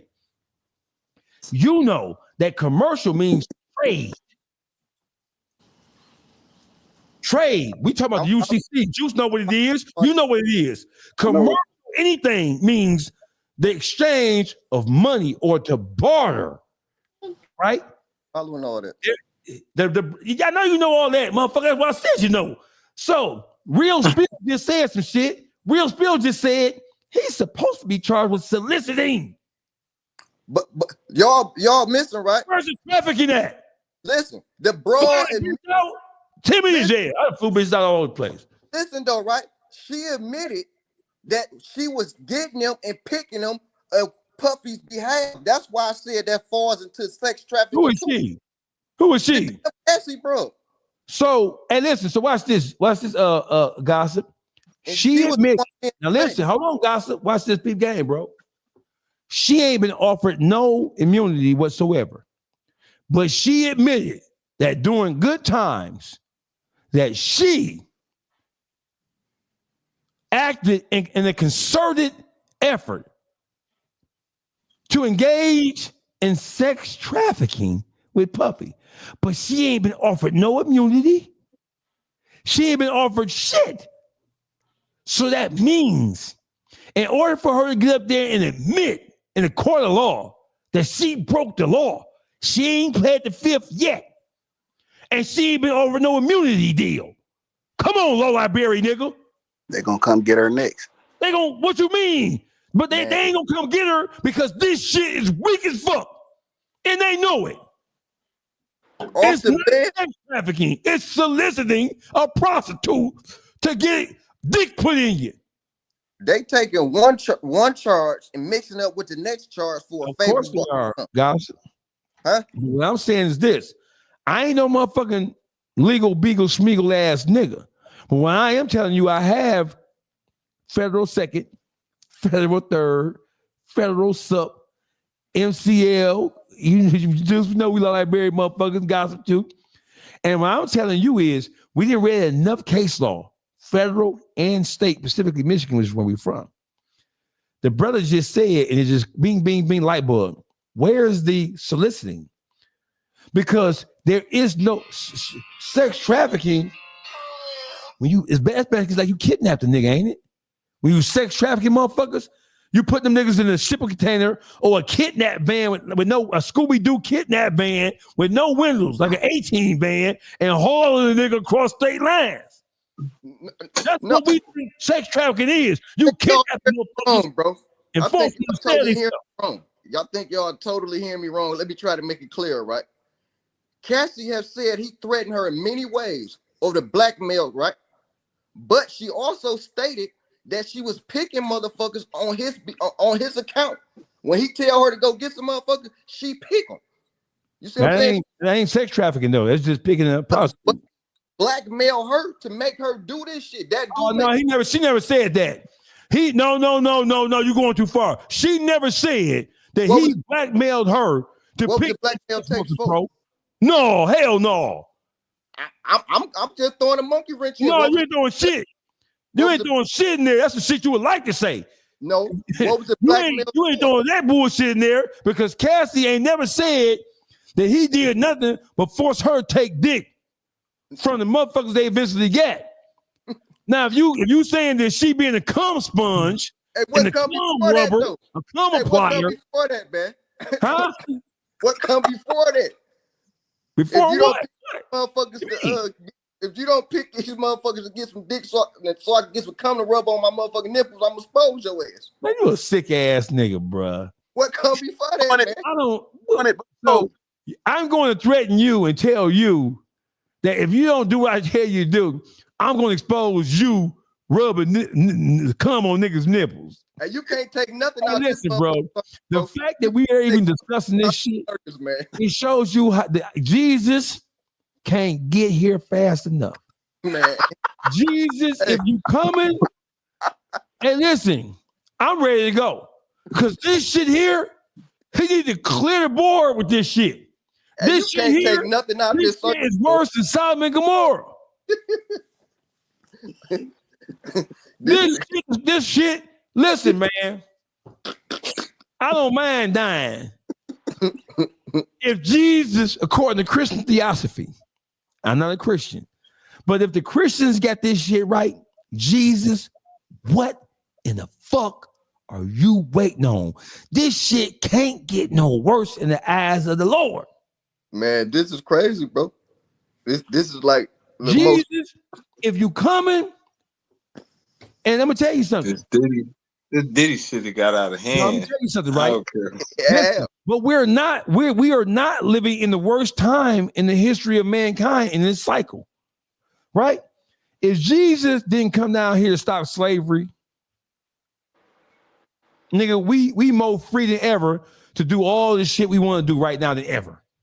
If Jesus didn't come back down here to stop slavery, what make you think he finna put himself on life on line again to come down here and say these transgender, cum guzzling, cum nipple rubbing ass niggas? They gonna kill themselves. They gonna kill themselves. When they engage in that debauchery ass behavior, that whole mindset, they gonna kill themselves off with these diseases and all this old murder. They gonna kill themselves off. Puffy, listen, is he a sycophant? Yes. Is he a dragon of a nigga? Yes. Is he like one of the worst examples of black men who have attained the ultimate level of what we call success in this country? Yes. Is he guilty of a conspiracy as a sex trafficker? No. I don't see it.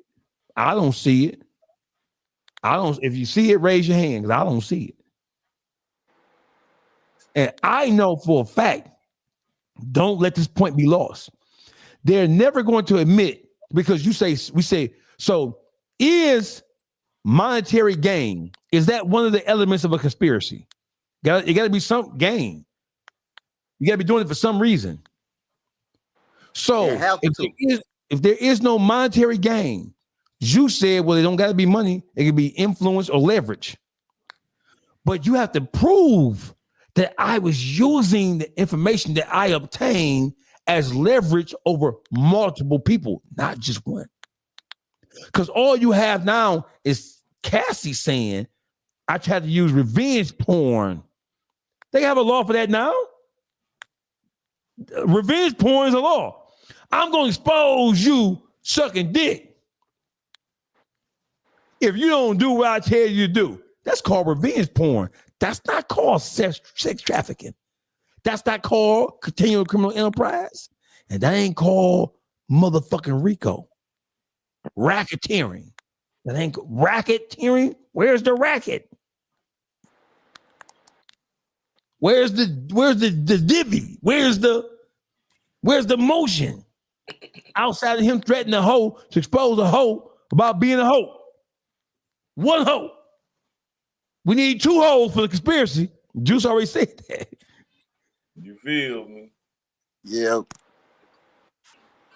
Diddy is going to get a hung jury. This been a good one. Hung jury.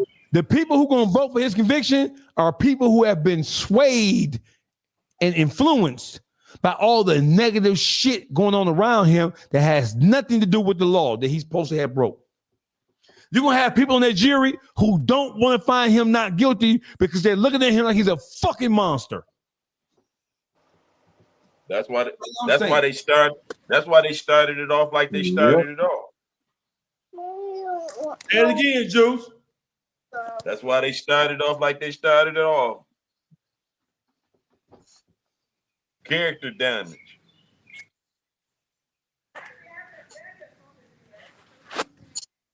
Hey man, it's been real, y'all. I gotta dip up out of here, man. All right, guys. Your mic, You dog. on Fix mute. your mic. We 3 hours, and we 3 hours into this joint, man. I'm finna take this and carve it up and make it a 2-part situation. Now, everybody is on there, but I'm finna carve this up and take our actual talking points and cut it in half and then upload 2 of them. You hear me? And I'll send you an email with the link to download the second part of this live so we can carve it up in 2 points. One part will be the actual Diddy trial coverage. The other part will be us having this conversation. So I'm gonna do that right now. All right. No doubt. All right. All right. Salute. Peace, y'all. Man, appreciate y'all. All right, real spill, man. Appreciate Thank you y'all, to man. the Dog Pound, man. We love y'all, man. We coming back tomorrow with more motherfucking shit. We every day. We ain't stopping. Appreciate everybody. All right, we another time.